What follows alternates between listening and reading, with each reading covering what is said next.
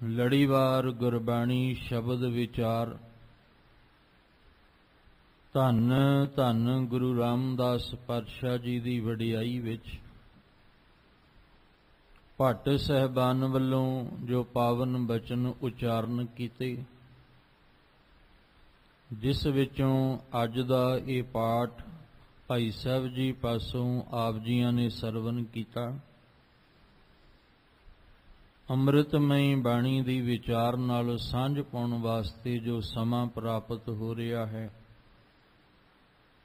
ਮਨ ਬਿਰਤੀਆਂ ਨੂੰ ਇਕਾਗਰ ਕਰਦੇ ਹੋਏ ਨਿਮਾਣੇ ਜੇ ਹੋ ਕੇ ਚਵਰ ਛਤਰ ਤਖਤ ਦੇ ਮਾਲਕ ਧੰਨ ਗੁਰੂ ਗ੍ਰੰਥ ਸਾਹਿਬ ਮਹਾਰਾਜ ਜੀ ਦੇ ਪਾਵਨ ਚਰਨਾਂ ਵਿੱਚ ਜੁੜਨ ਦਾ ਯਤਨ ਕਰੀਏ। ਭੱਟ ਸਾਹਿਬਾਨ ਵੱਲੋਂ ਗੁਰੂ ਸਾਹਿਬ ਜੀ ਦੀ ਉਸਤਤ ਕਰਦਿਆਂ ਹੋਇਆਂ ਜੋ ਸਾਨੂੰ ਦੁਨਿਆਵੀ ਮਨੁੱਖੀ ਜੀਵਾਂ ਨੂੰ ਸਮਝਾਇਆ ਜਾ ਰਿਹਾ ਹੈ, ਇੱਕ ਮਨ ਇੱਕ ਚਿੱਤ ਹੋ ਕੇ ਸਮਝਣ ਦਾ ਯਤਨ ਕਰੀਏ ਜੀ। ਵਾਹਿਗੁਰੂ ਸਾਹਿਬ ਜੀ। ਸੋਈਏ ਮਹੱਲੇ ਚੌਥੇ ਕੇ। ਇਕ ਓੰਕਾਰ ਸਤ ਗੁਰ ਪ੍ਰਸਾਦ।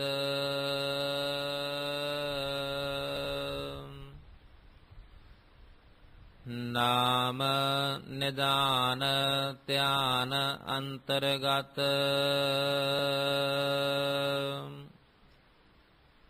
ਤੇਜ ਪੁੰਜ ਤਿਹ ਲੋਗ ਪ੍ਰਗਾਸੇ।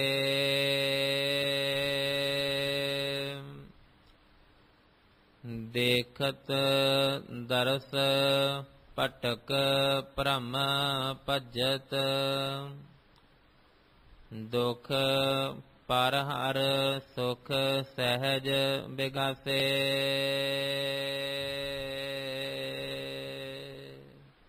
ਆਪ ਜੀ ਰੋਜ਼ਾਨਾ ਇਸ ਅਸਥਾਨ ਤੋਂ ਲੜੀਵਾਰ ਗੁਰਬਾਣੀ ਵਿਚਾਰ ਦੇ ਨਾਲ ਸਾਂਝ ਪਾਉਂਦੇ ਆ ਰਹੇ ਹੋ।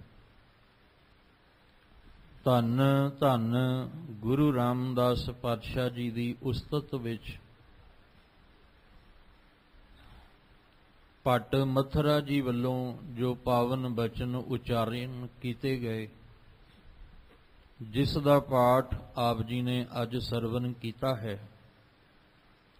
ਗੁਰੂ ਗ੍ਰੰਥ ਸਾਹਿਬ ਮਹਾਰਾਜ ਜੀ ਦੀ ਪਵਿੱਤਰ ਬਾਣੀ ਪਾਵਨ ਅੰਗ 1404 ਦੇ ਉੱਪਰ ਸੁਭਾਏਮਾਨ ਹੈ।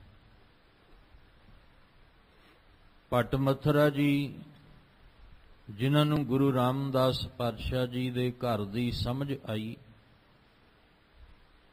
ਉਹਨਾਂ ਨੇ ਜ਼ਿਕਰ ਕੀਤਾ ਨਾਮ ਨਿਧਾਨ ਧਿਆਨ ਅੰਤਰਗਤ।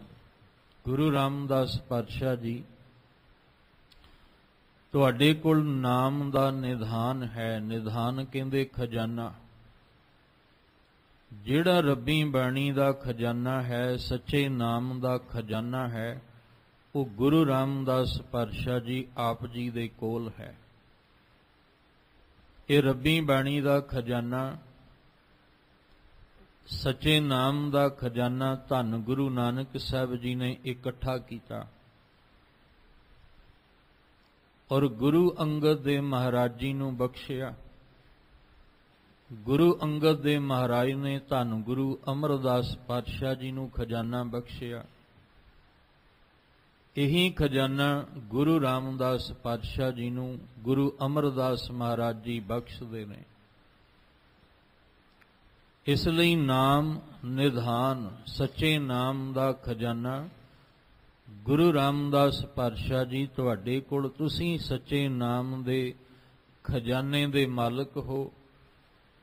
ਧਿਆਨ ਅੰਤਰਗਤ, ਤੁਸੀਂ ਅੰਤਰਮੁਖੀ ਧਿਆਨ ਨੂੰ ਟਿਕਾਉਣ ਵਾਲੇ ਹੋ।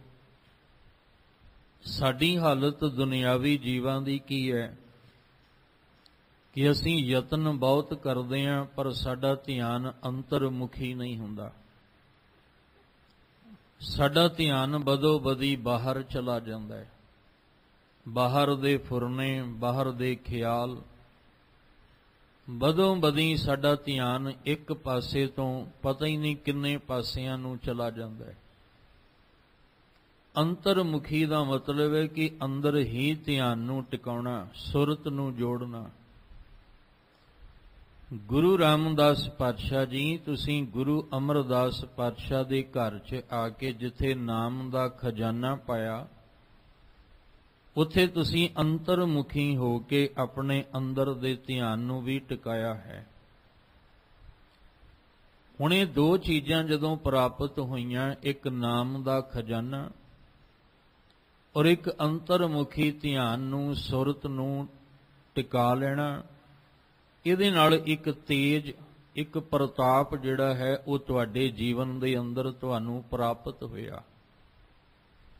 ਉਹ ਜਿਹੜਾ ਤੇਜ ਹੈ, ਜਿਹੜਾ ਪ੍ਰਤਾਪ ਹੈ, ਉਹ ਇੰਨਾ ਜ਼ਿਆਦਾ ਗੁਰੂ ਰਾਮਦਾਸ ਪਾਤਸ਼ਾਹ ਜੀ ਤੁਹਾਡੇ ਕੋਲ ਹੈ ਕਿ ਜਿਹਦੇ ਨਾਲ 3 ਲੋਕਾਂ ਦੇ ਵਿੱਚ ਕਹਿ ਲਓ ਕਿ ਉਹਦਾ ਪ੍ਰਕਾਸ਼ ਹੋ ਰਿਹਾ ਹੈ। 3 ਲੋਕਾਂ ਦੇ ਵਿੱਚ ਨਾਮ ਨਿਧਾਨ ਧਿਆਨ ਅੰਤਰਗਤ ਤੇਜ ਪੁੰਜ। ਪੁੰਜ ਕਹਿੰਦੇ ਨੇ ਜਿਵੇਂ ਪੂੰਜੀ ਹੁੰਦੀ ਹੈ ਇਕੱਠੀ ਕੀਤੀ ਹੋਈ, ਪੁੰਜ ਦਾ ਅਰਥ ਹੁੰਦਾ ਹੈ ਸਮੂਹ। ਜਿਹੜਾ ਤੁਹਾਡੇ ਕੋਲ ਸਮੂਹ ਤੇਜ ਹੈ, ਪ੍ਰਤਾਪ ਹੈ, ਨਾਮ ਦੇ ਖਜ਼ਾਨੇ ਦੀ ਚਮਕ ਹੈ, ਜੋ ਅੰਤਰਮੁਖੀ ਹੋ ਕੇ ਤੁਸੀਂ ਆਪਣੇ ਅੰਦਰ ਦੀ ਅਵਸਥਾ ਨੂੰ ਜਾਣਦਿਆਂ ਆਪਣੀ ਸੁਰਤ ਨੂੰ ਟਿਕਾ ਕੇ ਜੋ ਬਖਸ਼ਿਸ਼ ਪ੍ਰਾਪਤ ਕੀਤੀ ਹੈ, ਉਹਦੇ ਵਿੱਚੋਂ ਦੀ ਜਿਹੜਾ ਤੇਜ, ਉਹਦੇ ਵਿੱਚੋਂ ਜਿਹੜਾ ਪ੍ਰਕਾਸ਼ ਹੈ, ਤਹ ਲੋਕ ਪਰਗਾਸੇ। ਤਿਹੋ ਦਾ ਅਰਥ ਹੁੰਦਾ 3, ਤਿੰਨਾਂ ਲੋਕਾਂ ਦੇ ਵਿੱਚ ਜਿਹੜਾ ਉਹਦਾ ਪ੍ਰਕਾਸ਼ ਹੋ ਰਿਹਾ ਹੈ। ਤਿੰਨਾਂ ਲੋਕਾਂ ਵਿੱਚ ਤੁਹਾਡੇ ਘਰ ਵਿੱਚੋਂ ਵਰਤਣ ਵਾਲਾ ਤੇਜ ਪ੍ਰਤਾਪ, ਉਹ 3 ਲੋਕਾਂ ਉੱਤੇ ਪ੍ਰਭਾਵ ਅਸਰ ਪਾ ਰਿਹਾ ਹੈ। 3 ਲੋਕ ਭਾਵ ਜੇ ਅਸੀਂ ਬਾਹਰ ਮੁਖੀ ਅਰਥ ਕਰਾਂਗੇ ਤੇ ਆਸਮਾਨ ਹੈ, ਧਰਤੀ ਹੈ ਔਰ ਪਾਤਾਲ ਹੈ। ਪਰ 3 ਲੋਕ ਦਾ ਮਤਲਬ ਹੈ ਜਿਹੜੇ 3 ਗੁਣਾਂ ਵਿੱਚ ਜੀਣ ਵਾਲੇ ਨੇ, ਰਜ ਗੁਣ, ਤਮ ਗੁਣ, ਸਤ ਗੁਣ। ਗੁਰੂ ਪਾਤਸ਼ਾਹ ਜੀ ਤੁਹਾਡੇ ਘਰ ਵਿੱਚ 3 ਗੁਣਾਂ ਵਾਲੇ ਲੋਕ ਆਉਂਦੇ ਨੇ। ਕਿਸੇ ਵਿੱਚ ਰਜ ਗੁਣ ਜ਼ਿਆਦਾ ਹੈ, ਕਿਸੇ ਵਿੱਚ ਤਮ ਗੁਣ ਜ਼ਿਆਦਾ ਹੈ, ਕਿਸੇ ਵਿੱਚ ਸਤ ਗੁਣ ਹੈ, ਜਾਂ ਕਿਸੇ ਵਿੱਚ ਤਿੰਨੇ ਦੇ 3 ਹੀ ਗੁਣ ਨੇ। ਤੇ ਜਿਹੜਾ ਤੁਹਾਡੇ ਦਰ ਤੇ ਆ ਕੇ ਬੇਨਤੀ ਕਰਦਾ ਹੈ ਕਿ ਅਸੀਂ ਇਸ 3 ਤਾਪ ਤੋਂ ਨਿਕਲਣਾ ਚਾਹੁੰਦੇ ਹਾਂ, ਉਹਨਾਂ ਉੱਤੇ ਤੁਹਾਡੀ ਬਖਸ਼ਿਸ਼ ਕਿਰਪਾ ਵੀ ਹੁੰਦੀ ਹੈ। ਸਾਡੀ ਅਰਦਾਸ ਵੀ ਇਹੀ ਹੈ ਕਿ ਅਸੀਂ 3 ਲੋਕ, 3 ਅਵਸਥਾਵਾਂ ਦੇ ਜਾਲ ਵਿੱਚ ਫਸੇ ਹੋਏ ਹਾਂ, ਤੇ ਉਹ 3 ਜਿਹੜੇ ਤਾਪ ਨੇ ਸਾਨੂੰ ਤਪਾ ਵੀ ਰਹੇ ਨੇ। 3 ਰੋਗ ਵੀ ਨੇ, 3 ਤਾਪ ਵੀ ਨੇ, ਆਦ ਵਿਆਦ ਔਰ ਉਪਾਦ। ਜਦੋਂ ਸਾਡੀ ਅਰਦਾਸ ਹੁੰਦੀ ਹੈ ਉਹਦੇ ਵਿੱਚ ਵੀ ਇਹੀ ਜ਼ਿਕਰ ਹੁੰਦਾ ਹੈ, ਤੀਨੇ ਤਾਪ ਨਿਵਾਰਨ ਹਾਰਾ ਦੁਖ ਹੰਤਾ ਸੁਖ ਰਾਸ, ਤਾਂਕੋ ਬਿਗਨ ਕਉ ਲਾਗੈ ਜਾਂਕੀ ਪ੍ਰਭ ਆਗੈ ਅਰਦਾਸ। ਜਿਹੜਾ ਗੁਰੂ ਰਾਮਦਾਸ ਜੀ ਤੁਹਾਡੇ ਘਰ ਵਿੱਚ ਤੇਜ ਹੈ, ਪ੍ਰਤਾਪ ਹੈ, ਉਹ 3 ਲੋਕਾਂ ਨੂੰ ਪ੍ਰਕਾਸ਼ ਕਰ ਰਿਹਾ ਹੈ। ਉਹਦਾ ਚਾਨਣ, ਉਹਦਾ ਪ੍ਰਕਾਸ਼ 3 ਗੁਣਾਂ ਵਾਲੇ ਜਿਹੜੇ ਜੀਵ ਨੇ ਜਾਂ 3 ਲੋਕਾਂ ਵਿੱਚ ਉਹਦਾ ਚਾਨਣ ਹੋ ਰਿਹਾ ਹੈ। ਦੇਖਤ ਦਰਸ ਪਟਕ ਭ੍ਰਮ ਭਜਤ, ਦੁਖ ਪਰ ਹਰ ਸੁਖ ਸਹਿਜ ਬਿਗਾਸੇ। 2 ਗੱਲਾਂ ਧਿਆਨ ਵਿੱਚ ਰੱਖਣਾ, ਇੱਕ ਪਰਗਾਸੇ, ਇੱਕ ਬਿਗਾਸੇ। ਜਦੋਂ ਸੂਰਜ ਦੀਆਂ ਕਿਰਨਾਂ ਕਮਲ ਦੇ ਫੁੱਲ ਦੇ ਉੱਪਰ ਆ ਕੇ ਪੈਂਦੀਆਂ ਨੇ ਤੇ ਉਹ ਕਮਲ ਦੀਆਂ ਪੰਖੜੀਆਂ ਖਿੜ ਜਾਂਦੀਆਂ ਨੇ। ਫੁੱਲ ਜਿਹੜਾ ਉਹ ਖਿੜ ਜਾਂਦਾ ਹੈ ਜਦੋਂ ਸੂਰਜ ਦੀਆਂ ਕਿਰਨਾਂ ਉਹਦੇ ਤੇ ਆ ਕੇ ਪੈਣ। ਤੇ ਕਿਰਨਾਂ ਵਿੱਚ ਕੀ ਹੁੰਦਾ ਹੈ? ਪ੍ਰਕਾਸ਼, ਚਾਨਣ। ਪਹਿਲਾਂ ਭੱਟ ਜੀ ਕਹਿੰਦੇ ਪਰਗਾਸੇ, ਪ੍ਰਕਾਸ਼ ਹੋ ਜਾਣਾ। ਫਿਰ ਕਹਿੰਦੇ ਆ ਬਿਗਾਸੇ। ਬਿਗਾਸੇ ਦਾ ਅਰਥ ਹੈ ਨਾਨਕ ਭਗਤਾਂ ਸਦਾ ਬਿਗਾਸ। ਬਿਗਾਸ ਦਾ ਅਰਥ ਹੈ ਪੂਰਨ ਖਿੜਾਓ, ਪੂਰਨ ਤੌਰ ਤੇ ਖਿੜਾਓ ਪੈਦਾ ਹੋ ਜਾਣਾ। ਪਰ ਉਹ ਕਦੋਂ ਹੋਏਗਾ? ਜਦੋਂ ਸਰਬ ਸੁਖ ਪ੍ਰਾਪਤ ਹੋਣਗੇ। ਪੂਰਨ ਖਿੜਾਓ ਕਦੋਂ ਮਿਲੇਗਾ? ਜਦੋਂ ਸਾਡੇ ਅੰਦਰ ਦੁੱਖ ਨੂੰ ਥਾਂ ਹੀ ਕੋਈ ਨਹੀਂ ਮਿਲੇਗੀ, ਜਦੋਂ ਸਾਡਾ ਹਿਰਦਾ ਸੁੱਖ ਨਾਲ ਭਰਪੂਰ ਹੋ ਜਾਏਗਾ। ਪੂਰਨ ਤੌਰ ਤੇ ਸਾਰੀਆਂ ਖੁਸ਼ੀਆਂ ਬਖਸ਼ਿਸ਼ਾਂ ਮਿਲ ਜਾਣ, ਫਿਰ ਜਾ ਕੇ ਕਿਤੇ ਬਿਗਾਸ ਬਣਦਾ ਹੈ। ਜੋ ਭਗਤਾਂ ਦੇ ਜੀਵਨ ਵਿੱਚ ਵੇਖਣ ਨੂੰ ਮਿਲਦਾ ਹੈ, ਕਦੇ ਉਦਾਸ ਨਹੀਂ, ਪਰੇਸ਼ਾਨ ਨਹੀਂ, ਦੁਖੀ ਨਹੀਂ, ਚਿੰਤਤ ਨਹੀਂ, ਕਿਉਂਕਿ ਬਿਗਾਸ ਪੂਰਨ ਖਿੜਾਓ, ਜਿੱਥੇ ਕੋਈ ਚਿੰਤਾ ਫਿਕਰ ਦੁੱਖ ਰਹਿ ਨਹੀਂ ਜਾਂਦਾ, ਜਿੱਥੇ ਸੇਜ ਸੁਹਾਵੀ ਸਰਬ ਸੁਖ ਹੁਣ ਦੁੱਖਾ ਨਹੀਂ ਜਾਏ ਦੀ ਅਵਸਥਾ ਹੈ। ਇਸ ਲਈ ਕਹਿ ਰਹੇ ਨੇ ਕਿ ਜਿੱਥੇ ਤਿੰਨ ਲੋਕਾਂ ਦੇ ਵਿੱਚ ਪ੍ਰਕਾਸ਼ ਤੁਹਾਡੇ ਇਸ ਵਰਤ ਰਹੇ ਤੇਜ ਦਾ ਹੁੰਦਾ ਹੈ, ਉੱਥੇ ਦੇਖਤ ਦਰਸ, ਜਿਹੜਾ ਤੁਹਾਡੇ ਗੁਰੂ ਰਾਮਦਾਸ ਪਾਤਸ਼ਾਹ ਜੀ ਤੁਹਾਡੇ ਦਰਸ਼ਨ ਭਾਵਨਾ ਦੇ ਨਾਲ ਦੇਖਦਾ ਹੈ, ਭਾਵਨਾ ਨਾਲ ਤੁਹਾਡਾ ਦਰਸ਼ਨ ਕਰਦਾ ਹੈ। ਤੇ ਦਰਸ਼ਨ ਕਰਨ ਨਾਲ ਕੀ ਹੁੰਦਾ ਹੈ? ਭਟਕ ਭ੍ਰਮ ਭਜਤ। ਭਟਕ ਕੱਕੇ ਨੂੰ ਸਿਹਾਰੀ ਭਟਕ ਕੇ, ਭ੍ਰਮ ਜਿਹੜਾ ਸਾਡੇ ਅੰਦਰ ਭਰਮ ਬਣਿਆ ਹੋਇਆ ਹੈ, ਜਿਸ ਭਰਮ ਨੇ ਸਾਨੂੰ ਦੁਬਿਧਾ ਦੇ ਵਿੱਚ ਪਾਇਆ ਹੋਇਆ ਹੈ। ਕਿਉਂਕਿ ਜਿੱਥੇ ਭਰਮ ਹੈ ਉੱਥੇ ਦੁਬਿਧਾ ਵੀ ਹੈ, ਤੇ ਜਿੱਥੇ ਦੁਬਿਧਾ ਹੈ ਉੱਥੇ ਚੱਲਣਾ ਬੜਾ ਮੁਸ਼ਕਲ ਹੈ, ਉੱਥੇ ਚੱਲਿਆ ਹੀ ਨਹੀਂ ਜਾ ਸਕਦਾ। ਇੱਕ ਥਾਂ ਤੇ ਖਲੋਤੇ ਸੋਚਦੇ ਰਹਾਂਗੇ ਵੀ ਦੋ ਰਸਤੇ ਨੇ, ਕਿਹੜੇ ਰਸਤੇ ਚੱਲੀਏ, ਚੱਲੀਏ ਨਾ ਚੱਲੀਏ, ਕੋਈ ਰਸਤਾ ਗਲਤ ਨਾ ਹੋ ਜਾਏ, ਬੰਦਾ ਬਸ ਉੱਥੇ ਖਲੋਤਾ ਹੀ ਸੋਚਦਾ ਰਹਿ ਜਾਂਦਾ ਹੈ। ਸਮਾਂ ਹੱਥੋਂ ਨਿਕਲ ਜਾਂਦਾ ਹੈ ਦੁਬਿਧਾ ਵਿੱਚ ਪਿਆ ਹੋਇਆ। ਉਹ ਦੁਬਿਧਾ ਪੈਦਾ ਕਿਹਨੇ ਕੀਤੀ ਸੀ? ਭਰਮ ਨੇ। ਹੁਣ ਉਹ ਭਰਮ ਸਾਡੇ ਅੰਦਰ ਜਿਹੜਾ ਬਣਿਆ ਹੋਇਆ, ਅਸੀਂ ਇੱਕ ਨਿਰੰਕਾਰ ਨਾਲ ਜੁੜਨ ਦੀ ਬਜਾਏ ਅਸੀਂ ਦੁਬਿਧਾ ਵਿੱਚ ਪੈ ਕੇ ਸੰਸਾਰ ਨਾਲ ਜੁੜ ਗਏ। ਸੰਸਾਰ ਨੇ ਸਾਡੇ ਕੀ ਕੀਤਾ? ਭਟਕਣਾ ਨੂੰ ਵਧਾ ਦਿੱਤਾ। ਜਿੱਥੇ ਭਰਮ ਹੈ ਉੱਥੇ ਦੁਬਿਧਾ ਹੈ, ਜਿੱਥੇ ਦੁਬਿਧਾ ਹੈ ਉੱਥੇ ਭਟਕਣਾ ਹੈ, ਤੇ ਜਿੱਥੇ ਭਟਕਣਾ ਹੋਏਗੀ ਉੱਥੇ ਖੱਜਲ ਖੁਆਰੀ ਹੈ, ਉੱਥੇ ਪਰੇਸ਼ਾਨੀ ਹੈ। ਅਗਾਂਹ ਤੋਂ ਅਗਾਂਹ ਮੁਸ਼ਕਲਾਂ ਵੱਧਦੀਆਂ ਜਾਣਗੀਆਂ। ਜੇ ਇੱਕ ਕਦਮ ਵੀ ਗਲਤ ਅੱਗੇ ਵਧਾ ਦਿੱਤਾ ਤੇ ਅੱਗੋਂ ਮੁਸ਼ਕਲਾਂ ਵਧਣਗੀਆਂ, ਘਟਣਗੀਆਂ ਨਹੀਂ।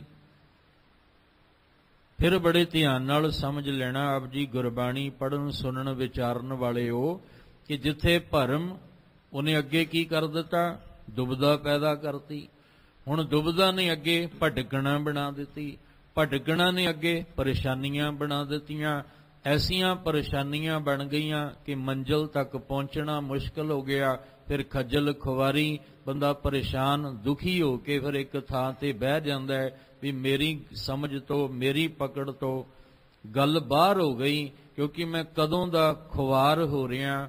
ਦੁਬਿਧਾ ਹੀ ਐਸੀ ਪੈਦਾ ਹੋ ਗਈ, ਮੰਜ਼ਿਲ ਦੇ ਕਰੀਬ ਹੋ ਕੇ ਵੀ ਮੰਜ਼ਿਲ ਤੋਂ ਦੂਰ ਹੋ ਗਿਆ। ਹੁਣ ਦੁਬਿਧਾ ਪੈਦਾ ਕਿਹਨੇ ਕੀਤੀ ਸੀ? ਭਰਮ। ਭਰਮ ਕੀ ਹੈ? ਹਨੇਰਾ। ਅਕਸਰ ਰਸਤਾ ਹਨੇਰੇ ਵਿੱਚ ਹੀ ਭਟਕ ਜਾਂਦਾ ਹੈ ਬੰਦਾ। ਹਨੇਰੇ ਵਿੱਚ ਤਾਂ ਕੁਝ ਵੀ ਦਿਖਾਈ ਨਹੀਂ ਦਿੰਦਾ। ਇਸ ਲਈ ਕਹਿ ਰਹੇ ਨੇ ਕਿ ਭਰਮ ਕੀ ਹੈ? ਨਰਪਤ ਏਕ ਸਿੰਘਾਸਨ ਸੋਇਆ ਸੁਪਨੇ ਭਿਆ ਭਿਖਾਰੀ। ਇਹ ਭਰਮ ਹੈ ਤੇ ਸੁੱਤੇ ਪਿਆ ਆਇਆ। ਅਸੀਂ ਵੀ ਮੋਹ ਮਾਇਆ ਵਿੱਚ ਸੁੱਤੇ ਹੋਏ ਹਾਂ। ਸਾਡਾ ਮਨ ਸੁੱਤਾ ਹੋਇਆ, ਜਿਹਦੇ ਵਿੱਚ ਭਰਮ ਪੈਦਾ ਹੋਇਆ ਤੇ ਉਹ ਭਟਕ ਗਿਆ। ਹੁਣ ਉਹ ਹੈ ਤਾਂ ਨਰਪਤ ਰਾਜਾ, ਪਰ ਸੁਪਨੇ ਦੇ ਵਿੱਚ ਉਹਨੂੰ ਭਿਖਾਰੀ ਦਾ ਰੂਪ ਨਜ਼ਰ ਆਇਆ। ਇੱਕਦਮ ਕੰਬ ਉੱਠਿਆ ਵੀ ਮੈਂ ਤੇ ਭਿਖਾਰੀ ਹੋ ਹੀ ਨਹੀਂ ਸਕਦਾ, ਪਰ ਅੱਖ ਖੁੱਲੀ, ਭਰਮ ਟੁੱਟ ਗਿਆ। ਇਸੇ ਤਰ੍ਹਾਂ ਬੜੀਆਂ ਉਦਾਹਰਨਾਂ ਨੇ ਜਿਹੜੀਆਂ ਰਾਤ ਦੇ ਹਨੇਰੇ ਵਿੱਚ ਅਸੀਂ ਮਹਿਸੂਸ ਕਰ ਸਕਦੇ ਹਾਂ ਕਿ ਉੱਥੇ ਨਜ਼ਰ ਕੁਝ ਆਉਂਦਾ ਹੈ, ਸਮਝ ਕੁਝ ਆਉਂਦੀ ਹੈ, ਪਰ ਜਦੋਂ ਚਾਨਣ ਹੁੰਦਾ ਹੈ ਉਦੋਂ ਸਮਝ ਵੀ ਹੋਰ ਹੋ ਜਾਂਦੀ ਹੈ, ਤੇ ਉੱਥੇ ਫਿਰ ਜੋ ਦੇਖਣ ਦਾ ਨਜ਼ਰੀਆ ਸੀ ਉਹ ਵੀ ਬਦਲ ਜਾਂਦਾ ਹੈ। ਇਸ ਲਈ ਕਹਿ ਰਹੇ ਨੇ ਗੁਰੂ ਰਾਮਦਾਸ ਪਾਤਸ਼ਾਹ ਜੀ, ਤੁਹਾਡਾ ਤੇਜ ਹੀ ਇੰਨਾ ਜ਼ਿਆਦਾ ਹੈ, ਪ੍ਰਕਾਸ਼ ਪ੍ਰਤਾਪ ਹੀ ਇੰਨਾ ਜ਼ਿਆਦਾ ਹੈ। ਦੇਖਤ ਦਰਸ, ਜਿਹੜਾ ਤੁਹਾਡੇ ਭਾਵਨਾ ਨਾਲ ਦੀਦਾਰ ਕਰਦਾ ਹੈ। ਭਟਕ ਭ੍ਰਮ ਭੱਜਤ, ਜਿਨੇ ਭਰਮ ਨੇ ਸਾਡੇ ਅੰਦਰ ਭਟਕਣਾ ਪਾਈ ਹੋਈ ਸੀ, ਉਹੀ ਭਰਮ ਫਿਰ ਆਪ ਭਟਕ ਕੇ ਭੱਜਤ, ਭੱਜਦਿਆਂ ਫਿਰ ਉਹਨੂੰ ਰਾਹ ਨਹੀਂ ਮਿਲਦਾ। ਭਾਵ ਉਹਦੇ ਅੰਦਰ ਦੁਬਦਾ, ਉਹਦੇ ਅੰਦਰ ਭਰਮ ਰਹਿ ਹੀ ਨਹੀਂ ਜਾਂਦਾ, ਉਹ ਭੱਜ ਜਾਂਦਾ ਹੈ। ਜਿਹੜੇ ਤੁਹਾਡੇ ਭਾਵਨਾ ਨਾਲ ਸਤਿਗੁਰੂ ਜੀ ਦਰਸ਼ਨ ਕਰਦੇ ਨੇ। ਤੇ ਅੱਜ ਗੁਰੂ ਰਾਮਦਾਸ ਪਾਤਸ਼ਾਹ ਦਾ ਦਰਸ਼ਨ ਕਿਵੇਂ ਹੋਏਗਾ? ਗੁਰੂ ਰਾਮਦਾਸ ਪਾਤਸ਼ਾਹ ਜੀ ਦੀ ਬਾਣੀ ਨਾਲ ਜੁੜ ਕੇ। ਜਦੋਂ ਅਸੀਂ ਉਹਨਾਂ ਦੀ ਬਾਣੀ ਦਾ ਅਭਿਆਸ ਕਰਾਂਗੇ ਤੇ ਉਹ ਬਾਣੀ ਦਾ ਅਭਿਆਸ ਹੀ ਗੁਰੂ ਲਈ ਗੁਰੂ ਦਾ ਦਰਸ਼ਨ ਹੈ। ਆ ਭੱਟ ਜੀ ਗੁਰੂ ਦਾ ਦਰਸ਼ਨ ਹੀ ਕਰਵਾ ਰਹੇ ਨੇ ਕਿ ਐਸੀ ਮੂਰਤ ਹੈ ਧੰਨ ਗੁਰੂ ਰਾਮਦਾਸ ਪਾਤਸ਼ਾਹ ਜੀ ਦੀ। ਭਰਮ ਜਿਹੜਾ ਸੀ ਉਹ ਭਟਕ ਕੇ ਭੱਜਤ, ਭੱਜਦਿਆਂ ਉਹਨੂੰ ਰਾਹ ਨਹੀਂ ਮਿਲਦਾ। ਜਿਨ੍ਹਾਂ ਨੇ ਤੁਹਾਡੇ ਭਾਵਨਾ ਨਾਲ ਦਰਸ਼ਨ ਕੀਤੇ, ਦੁੱਖ ਪਰ ਹਰ, ਉਹਨਾਂ ਦੀ ਜ਼ਿੰਦਗੀ ਚੋਂ ਦੁੱਖ ਪਰੇ ਹਟ ਗਿਆ। ਜਿਹੜੇ ਕਹਿੰਦੇ ਸੀ ਸਾਡੀ ਜ਼ਿੰਦਗੀ 'ਚ ਦੁੱਖ ਮੁੱਕਦਾ ਹੀ ਨਹੀਂ ਪਿਆ, ਇੱਕ ਦੁੱਖ ਆਉਂਦਾ ਹੈ, ਦੂਜਾ ਆਉਂਦਾ ਹੈ, ਫਿਰ ਤੀਜਾ ਆਉਂਦਾ ਹੈ, ਇੱਕ ਜਾਂਦਾ ਹੈ, ਫਿਰ ਚਾਰ ਹੋਰ ਆਉਂਦੇ, ਬਸ ਦੁੱਖਾਂ ਵਿੱਚ ਹੀ ਜ਼ਿੰਦਗੀ ਲੰਘ ਗਈ। ਪਰ ਜਿਨ੍ਹਾਂ ਨੇ ਤੁਹਾਡੇ ਭਾਵਨਾ ਨਾਲ ਦਰਸ਼ਨ ਕਰਕੇ ਅੰਦਰੋਂ ਭਰਮ ਦਾ ਨਾਸ਼ ਕਰ ਲਿਆ, ਜਿਨ੍ਹਾਂ ਦੀ ਭਟਕਣਾ ਮੁੱਕ ਗਈ, ਉਹਨਾਂ ਦੇ ਜੀਵਨ ਦੇ ਦੁੱਖ ਪਰ ਹਰ, ਜ਼ਿੰਦਗੀ ਚੋਂ ਪਰੇ ਹੋ ਗਏ। ਉਹਨਾਂ ਦੇ ਜੀਵਨ ਵਿੱਚ ਦੁੱਖ ਜਿਹੜਾ ਸੀ ਉਹ ਟਿਕਿਆ ਹੀ ਨਾ, ਦੁੱਖ ਜਿਹੜਾ ਸੀ ਜ਼ਿੰਦਗੀ ਚੋਂ ਨਿਕਲੇ। ਹੁਣ ਜਦੋਂ ਦੁੱਖ ਜਾਏਗਾ ਤੇ ਕੀ ਆਏਗਾ? ਸੁੱਖ। ਦੋ ਚੀਜ਼ਾਂ ਨੇ, ਦੋ ਇੱਕੋ ਹੀ ਭਾਂਡੇ ਵਿੱਚ ਇੱਕ ਪਦਾਰਥ ਹੀ ਪਾ ਸਕਦੇ ਹਾਂ, ਦੋ ਨਹੀਂ ਪਾ ਸਕਦੇ। ਇੱਕ ਭਾਂਡੇ ਦੇ ਵਿੱਚ ਜਾਂ ਤਾਂ ਦੁੱਖ ਪੈ ਸਕਦਾ ਹੈ ਤੇ ਜਾਂ ਸੁੱਖ ਪੈ ਸਕਦਾ ਹੈ। ਦੁੱਖ ਤਾਂ ਪਹਿਲਾਂ ਹੀ ਸਾਡੇ ਭਾਂਡੇ ਵਿੱਚ ਭਰਿਆ ਪਿਆ ਹੈ। ਦੁੱਖਾਂ ਨਾਲ ਤੇ ਜ਼ਿੰਦਗੀ ਸਾਡੀ ਜਿਹੜੀ ਹੈ ਉਹ ਭਰੀ ਪਈ ਹੈ। ਆਏ ਦਿਨ ਦੁੱਖ ਵੱਧਦਾ ਹੈ, ਘਟਦਾ ਨਹੀਂ ਹੈ। ਔਰ ਇਹ ਵੀ ਨਹੀਂ ਕਿ ਇੱਕ ਦੋ ਥਾਂ ਦੀ ਗੱਲ। ਸਾਹਿਬ ਕਹਿੰਦੇ ਜਿੱਧਰ ਮਰਜੀ ਝਾਤ ਮਾਰ ਲਓ, ਬਾਲੀ ਰੋਵੈ ਨਾਏ ਪਤਾਰ, ਨਾਨਕ ਦੁਖੀਆ ਸਭ ਸੰਸਾਰ। ਸਾਰਾ ਸੰਸਾਰ ਹੀ ਦੁੱਖ ਵਿੱਚ ਹੈ। ਜਿਹਨੂੰ ਵੀ ਆਪਣੇ ਦੁੱਖ ਦੀ ਪੰਡ ਖੋਲ ਕੇ ਦੱਸੋਗੇ, ਉਹ ਆਪਣੀ ਪੰਡ ਪਹਿਲਾਂ ਲੈ ਕੇ ਬੈਠਾ ਹੋਏਗਾ। ਕਿਸ ਪੈ ਖੋਲੋਂ ਗੰਠੜੀ ਦੁਖੀ ਭਰ ਆਇਆ। ਬੜੀ ਵਾਰ ਆਪ ਜੀ ਨਾਲ ਜ਼ਿਕਰ ਕੀਤਾ ਵੀ ਅਸੀਂ ਕਿਸੇ ਦਾ ਪਤਾ ਲੈਣ ਲਈ ਗਏ, ਕਿਸੇ ਦਾ ਦੁੱਖ ਜਿਹੜਾ ਸੀ ਉਹ ਦੁਖੀ ਸੀ ਪ੍ਰਾਣੀ, ਉਦੋਂ ਉਹਦੇ ਦੁੱਖ ਨੂੰ ਵੰਡਾਉਣ ਗਏ, ਪਰ 5 ਮਿੰਟ ਉਹਦੀ ਗੱਲ ਹੋਈ, 15 ਮਿੰਟ ਤੇ ਆਪਣੀ ਕਰਦੇ ਰਹੇ। ਅਸੀਂ ਤੇ ਗਏ ਸੀ ਦੁੱਖ ਵੰਡਾਉਣ ਵਾਸਤੇ ਵੀ ਫਲਾਣਾ ਬੰਦਾ ਬੜਾ ਦੁਖੀ ਹੈ, ਵੀ ਚਲੋ 2-4 ਜਣੇ ਇਕੱਠੇ ਹੋ ਕੇ ਉਹਦਾ ਦੁੱਖ ਵੰਡਾਈਏ। ਉਹਦਾ ਤੇ ਕੀ ਵੰਡਾਉਣਾ ਸੀ, ਸਗੋਂ ਆਪਣਾ ਹੀ ਸੁਣਾ ਕੇ ਆ ਗਏ, ਆਂਢ ਗਵਾਂਢ ਦਾ ਵੀ ਸੁਣਾ ਕੇ ਆ ਗਏ। ਫਿਰ ਬੰਦਾ ਸੋਚਦਾ ਵੀ ਉਹਨਾਂ ਤੇ ਮੈਂ ਦੁਖੀ ਨਹੀਂ ਸੀ ਜਿੰਨਾ ਦੁੱਖ ਇਹ ਮੈਨੂੰ ਸੁਣਾ ਕੇ ਚਲੇ ਗਏ। ਇਸ ਲਈ ਕਹਿ ਰਹੇ ਨੇ ਕਿ ਇਹ ਜਿਹੜਾ ਦੁੱਖ ਹੈ, ਇਹ ਦੁੱਖ ਪਰੇ ਹੋ ਜਾਏਗਾ ਤੇ ਫਿਰ ਉਹਦੇ ਬਦਲੇ ਕੀ ਆਏਗਾ? ਸੁੱਖ। ਦੁੱਖ ਪਰ ਹਰ ਸੁੱਖ ਘਰ ਲੈ ਜਾਏ। ਤੇ ਜਦੋਂ ਕਹਿੰਦੇ ਸੁੱਖ ਆਏਗਾ ਫਿਰ ਸਹਿਜ ਆਏਗਾ, ਸਹਿਜ ਆਏਗਾ ਤੇ ਵਿਗਾਸ ਵੀ ਆਏਗਾ। ਹੁਣ ਤੇ ਸਾਡਾ ਬਾਹਰ ਦਾ ਜਿਹੜਾ ਮੁਸਕਰਾਉਣਾ ਸਿਰਫ ਬਾਹਰ ਦਾ ਹੈ ਨਾ, ਅੰਦਰੋਂ ਥੋੜੀ ਮੁਸਕਰਾਉਂਦੇ ਆ। ਬਾਹਰੋਂ ਅਸੀਂ ਖਿੜੇ ਹੋਏ ਆ, ਅੰਦਰੋਂ ਅਸੀਂ ਮੁਰਝਾਏ ਹੋਏ ਆ।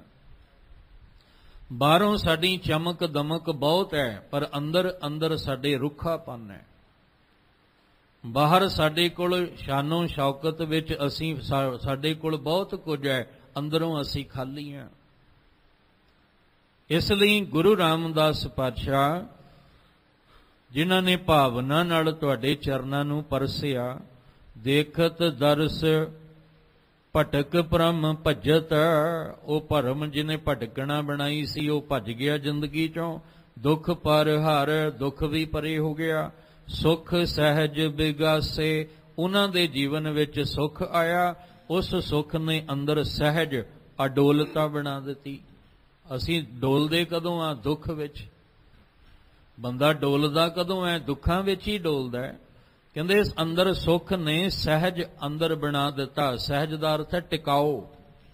ਹੁਣ ਮਨ ਭਟਕਦਾ ਨਹੀਂ, ਮਨ ਡੋਲਦਾ ਨਹੀਂ, ਮਨ ਚਿੰਤਤ ਨਹੀਂ ਹੁੰਦਾ, ਮਨ 'ਚ ਪਰੇਸ਼ਾਨੀਆਂ ਨਹੀਂ, ਮਨ ਅੰਦਰ ਟਿਕਾਓ ਵਿੱਚ ਆਇਆ। ਜਦੋਂ ਮਨ ਵਿੱਚ ਸਹਿਜ ਆਇਆ, ਟਿਕਾ ਆਇਆ, ਬੇਗਾਸੇ ਮਨ ਵਿੱਚ ਪੂਰਨ ਖਿੜਾਓ ਆ ਗਿਆ। ਮਨ ਪੂਰਨ ਤੌਰ ਤੇ ਖੁਸ਼ੀਆਂ ਨਾਲ ਖਿੜ ਗਿਆ, ਇੰਨਾ ਖਿੜ ਗਿਆ ਕਿ ਇਹਨੂੰ ਹੁਣ ਪਰਵਾਹ ਹੀ ਕੋਈ ਨਹੀਂ।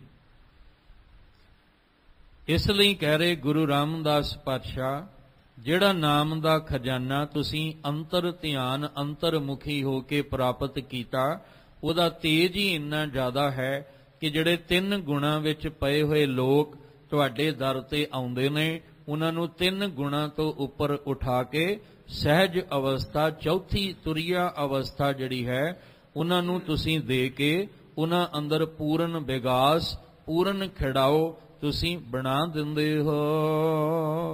ਸੇਵਕ ਸਿੱਖ ਸਦਾ ਅਤ ਲੁਭਤ, ਅਲ ਸਮੂਹ ਜਿਉ ਕੁਸਮ ਸੁਬਾਸੇ।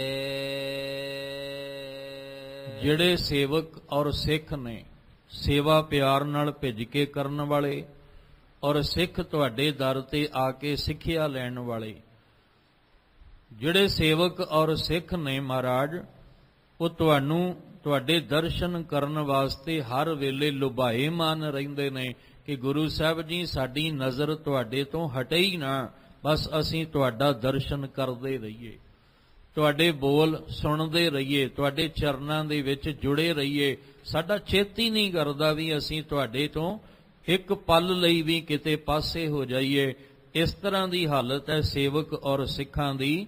ਜਿਵੇਂ ਕਹਿੰਦੇ ਭਵਰਾ ਹੁੰਦਾ ਨਾ, ਭਵਰਾ ਜਿੱਥੇ ਖੁਸ਼ਬੂ ਆ ਰਹੀ ਹੋਵੇ ਫੁੱਲ ਦੀ, ਉਹ ਭਵਰਾ ਉਡਾਰੀ ਮਾਰ ਕੇ ਉੱਥੇ ਪਹੁੰਚ ਜਾਂਦਾ ਹੈ ਉਹਦਾ ਰਸ ਲੈਣ ਵਾਸਤੇ, ਤੇ ਰਸ ਲੈਂਦਾ ਲੈਂਦਾ ਇੰਨਾ ਮਗਨ ਮਸਤ ਹੋ ਜਾਂਦਾ ਹੈ, ਉਹਨੂੰ ਪਤਾ ਹੀ ਨਹੀਂ ਲੱਗਦਾ ਵੀ ਫੁੱਲ ਦੀਆਂ ਪੰਖੜੀਆਂ ਨੇ ਬੰਦ ਵੀ ਹੋਣਾ। ਗੁਰੂ ਰਾਮਦਾਸ ਪਾਤਸ਼ਾਹ ਦਾ ਜੀਵਨ ਬੜਾ ਪਿਆਰ ਵਾਲਾ ਹੈ, ਬੜੇ ਨਿਮਰਤਾ ਵਾਲਾ। ਨਿਮਰਤਾ, ਪਿਆਰ, ਭਾਵਨਾ, ਇਹ ਗੁਰੂ ਰਾਮਦਾਸ ਪਾਤਸ਼ਾਹ। ਇਸੇ ਲਈ ਜਦੋਂ ਅਸੀਂ ਆਪਣੀ ਰਸਨਾ ਤੋਂ ਧੰਨ ਗੁਰੂ ਰਾਮਦਾਸ ਜੀ ਕਹਿੰਦੇ ਆ ਤੇ ਹਿਰਦਾ ਪਤਾ ਨਹੀਂ ਕਿੰਨੀ ਬਖਸ਼ਿਸ਼ ਨਾਲ ਭਰ ਜਾਂਦਾ ਹੈ। ਕਹਿਣ ਲੱਗੇ ਸੇਵਕ ਸਿੱਖ ਸਦਾ ਅਤ ਲੁਭਿਤ, ਲੁਭਾਏਮਾਨ। ਜਿਹੜੇ ਤੁਹਾਡੇ ਚਰਨਾਂ ਵਿੱਚ ਜੁੜਨ ਵਾਲੇ ਭੌਰੇ ਨੇ ਸੇਵਕ ਤੇ ਸਿੱਖ ਦੇ ਰੂਪ ਵਿੱਚ, ਉਹ ਇਸ ਤਰ੍ਹਾਂ ਜੁੜ ਜਾਂਦੇ ਨੇ ਜਿਵੇਂ ਅਲ ਸਮੂਹ। ਅਲ ਕਹਿੰਦੇ ਭੌਰਾ, ਸਮੂਹ ਦਾ ਅਰਥ ਹੈ ਜਿੰਨੇ ਵੀ ਉਹਨਾਂ ਦਾ ਇਕੱਠ ਹੈ, ਸਾਰੇ ਦੇ ਸਾਰੇ। ਜਿਉਂ ਕੁਸਮ ਸੁਭਾਸੇ, ਸੁਭਾਸੇ ਦਾ ਅਰਥ ਹੁੰਦਾ ਜਿਹੜੀ ਉਹਦੀ ਖੁਸ਼ਬੂ ਹੈ, ਜਿਹਦੀ ਉਹਦੀ ਵਿੱਚੋਂ ਵਾਸਨਾ ਆ ਰਹੀ ਹੈ ਫੁੱਲ ਵਿੱਚੋਂ।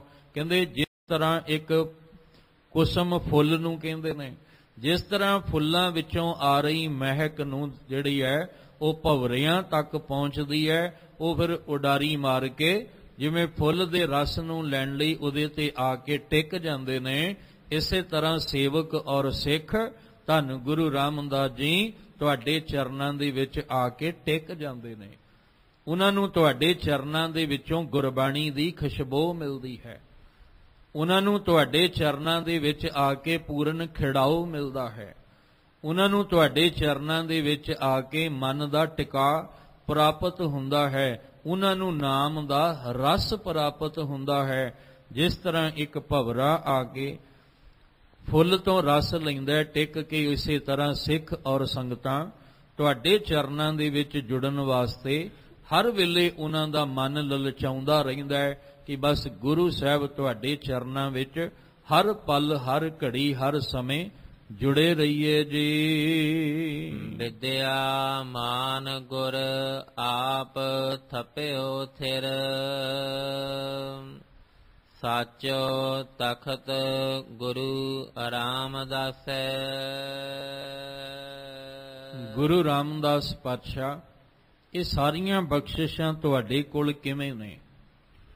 ਜਿੰਨਾ ਵੀ ਹੁਣ ਆਪਾਂ ਵਿਚਾਰਿਆ ਕਿ ਨਾਮ ਦਾ ਖਜ਼ਾਨਾ, ਧਿਆਨ ਨੂੰ ਅੰਤਰਮੁਖੀ ਕਰਕੇ ਟਿਕਾਉਣਾ, ਔਰ ਬਹੁਤ ਵੱਡਾ ਤੇਜ ਤੁਹਾਡੇ ਕੋਲ ਹੈ, ਬਹੁਤ ਵੱਡਾ ਪ੍ਰਤਾਪ।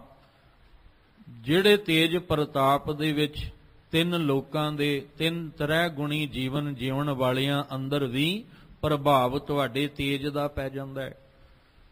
ਔਰ ਤੁਹਾਡੇ ਦਰਸ਼ਨ ਕਰਕੇ ਭਰਮ ਵੀ ਦੂਰ ਹੋ ਜਾਂਦਾ ਹੈ, ਭਟਕਣਾ ਵੀ ਮੁੱਕ ਜਾਂਦੀ ਹੈ। ਤੁਹਾਡਾ ਦੀਦਾਰ ਕਰਕੇ ਦੁੱਖ ਵੀ ਜ਼ਿੰਦਗੀ ਚੋਂ ਪਰੇ ਹੋ ਜਾਂਦਾ ਹੈ ਤੇ ਸੁੱਖ ਆ ਕੇ ਟਿਕ ਜਾਂਦਾ ਹੈ। ਅੰਦਰ ਮਨ ਨੂੰ ਟਿਕਾ ਤੇ ਪੂਰਨ ਖਿੜਾ ਪ੍ਰਾਪਤ ਹੋ ਜਾਂਦਾ ਹੈ। ਗੁਰੂ ਰਾਮਦਾਸ ਪਾਤਸ਼ਾਹ ਜੀ, ਹਰ ਕੋਈ ਭਾਵੇਂ ਸੇਵਕ ਹੈ ਭਾਵੇਂ ਸਿੱਖ ਹੈ, ਮਨ ਲਲਚਾਉਂਦਾ ਹੈ ਕਿ ਗੁਰੂ ਰਾਮਦਾਸ ਜੀ ਤੁਹਾਡੇ ਚਰਨਾਂ ਵਿੱਚ ਆ ਕੇ ਅਸੀਂ ਹਰ ਪਲ ਜੁੜੇ ਰਹੀਏ, ਜਿਵੇਂ ਭਵਰਾ ਫੁੱਲ ਦੇ ਰਸ ਨਾਲ ਜੁੜਿਆ। ਇਹ ਸਾਰੀਆਂ ਬਖਸ਼ਿਸ਼ਾਂ ਕਿਵੇਂ ਮਿਲੀਆਂ ਨੇ? ਕਿਉਂਕਿ ਵਿਦਿਆ ਮਾਨ ਗੁਰ ਆਪ ਥਪਿਓ ਥਿਰ, ਸਾਚੋ ਤਖਤ ਗੁਰੂ ਰਾਮਦਾਸੈ। ਧੰਨ ਗੁਰੂ ਅਮਰਦਾਸ ਪਾਤਸ਼ਾਹ ਜੀ, ਜਿਨ੍ਹਾਂ ਕੋਲ ਸਾਰੀਆਂ ਬਖਸ਼ਿਸ਼ਾਂ ਦੇ ਖਜ਼ਾਨੇ ਸਨ, ਉਹਨਾਂ ਨੇ ਆਪਣੀ ਹੋਂਦ ਦੇ ਵਿੱਚ ਹੀ ਆਪ ਜੀ ਨੂੰ ਇਸ ਸੱਚੇ ਤਖਤ ਉੱਤੇ ਬਿਰਾਜਮਾਨ ਕਰਵਾ ਕੇ ਇਹ ਸਾਰੀਆਂ ਦੀਆਂ ਸਾਰੀਆਂ ਬਖਸ਼ਿਸ਼ਾਂ ਤੁਹਾਨੂੰ ਦਿੱਤੀਆਂ ਨੇ। ਤੁਹਾਨੂੰ ਜੇਠਾ ਜੀ ਤੋਂ ਧੰਨ ਗੁਰੂ ਰਾਮਦਾਸ ਪਾਤਸ਼ਾਹ ਜੀ ਦਾ ਰੂਪ ਦਿੱਤਾ।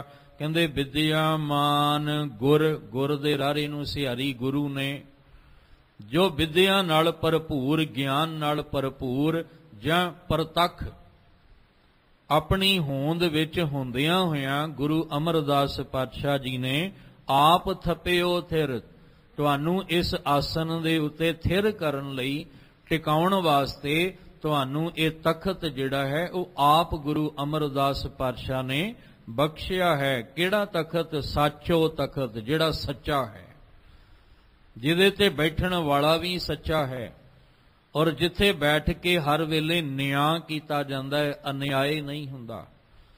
ਦੁਨੀਆ ਦੇ ਜਿਹੜੇ ਬਣੇ ਹੋਏ ਤਖਤ ਨੇ, ਇਹਨਾਂ ਤੇ ਬੈਠਣ ਵਾਲੇ ਝੂਠੇ ਨੇ, ਤੇ ਜਿਹੜੇ ਬੈਠਣ ਵਾਲੇ ਝੂਠੇ ਨੇ ਉੱਥੇ ਇਨਸਾਫ ਕਿੱਥੇ ਹੁੰਦਾ ਹੈ? ਉੱਥੇ ਤਾਂ ਬੇਇਨਸਾਫੀ ਹੁੰਦੀ ਹੈ।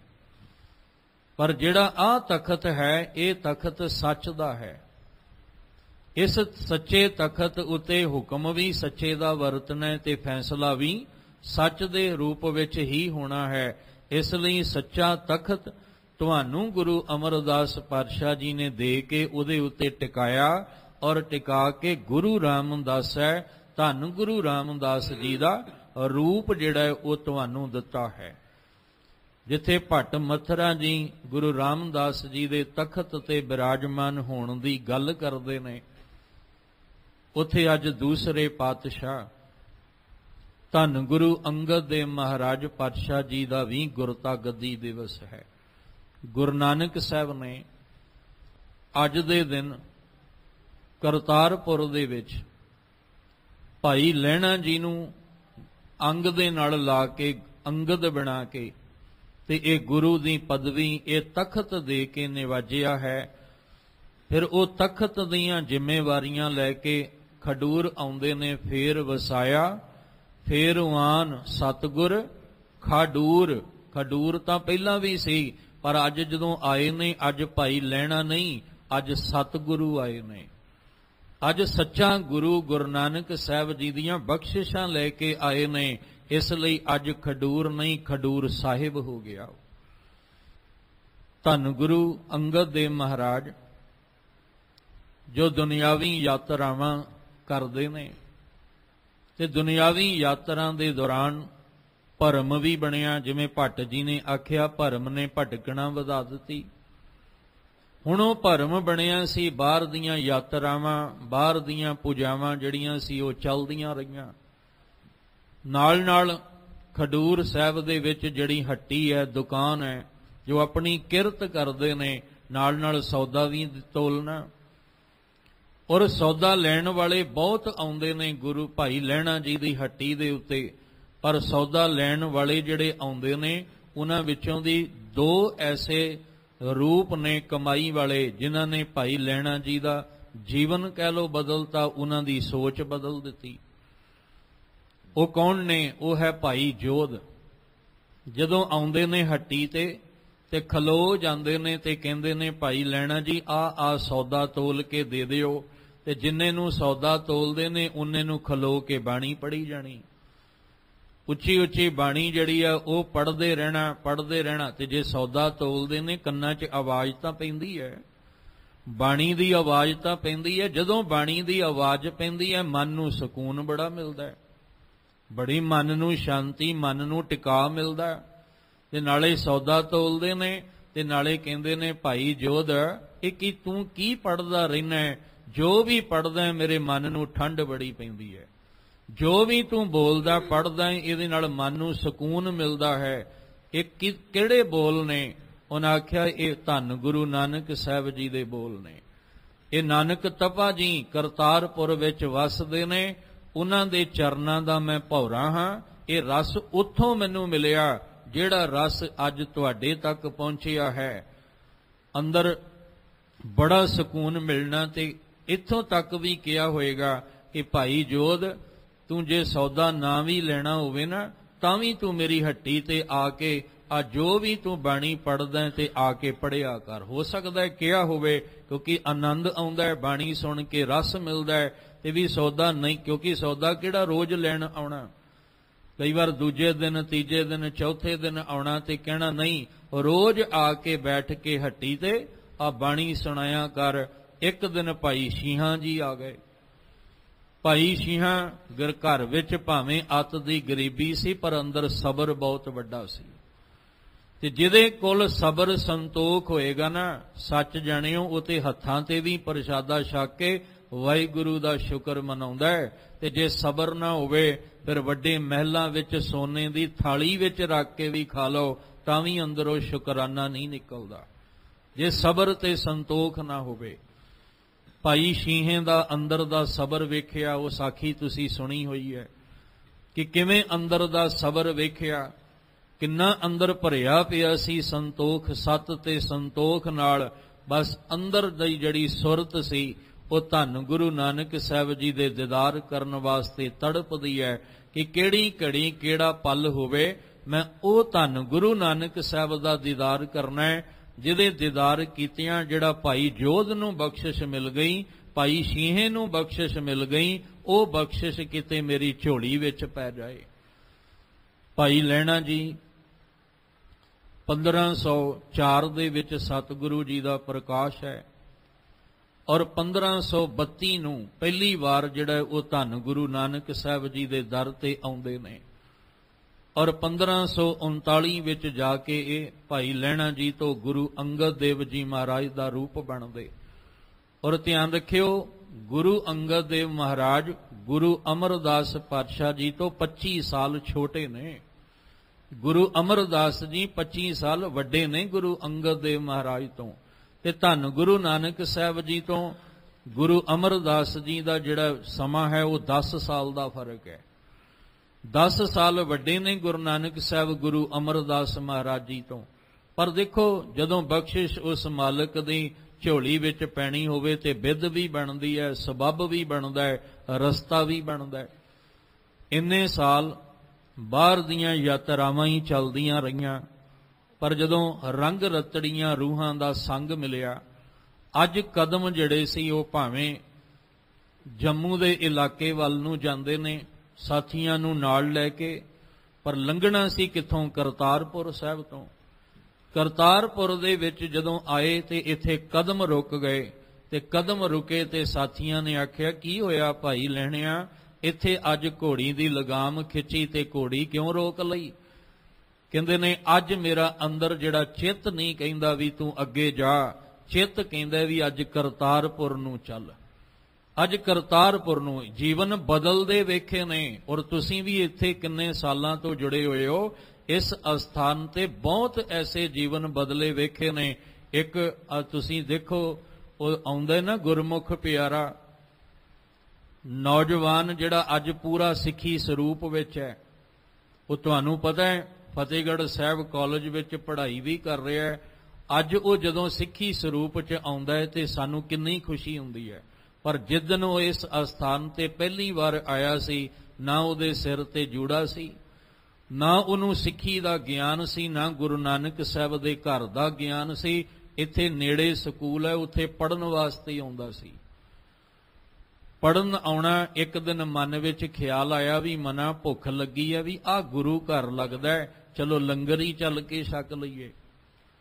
ਲੰਗਰ ਆ ਕੇ ਛਕਿਆ, ਕੰਨਾਂ ਵਿੱਚ ਕੀਰਤਨ ਦੀ ਆਵਾਜ਼ ਪਈ, ਮਨ ਨੇ ਆਵਾਜ਼ ਦਿੱਤੀ, ਮਨਾ ਜਿੱਥੇ ਲੰਗਰ ਛਕਿਆ ਉੱਥੇ ਅੰਦਰ ਦਰਬਾਰ ਵਿੱਚ ਵੀ ਜਾ।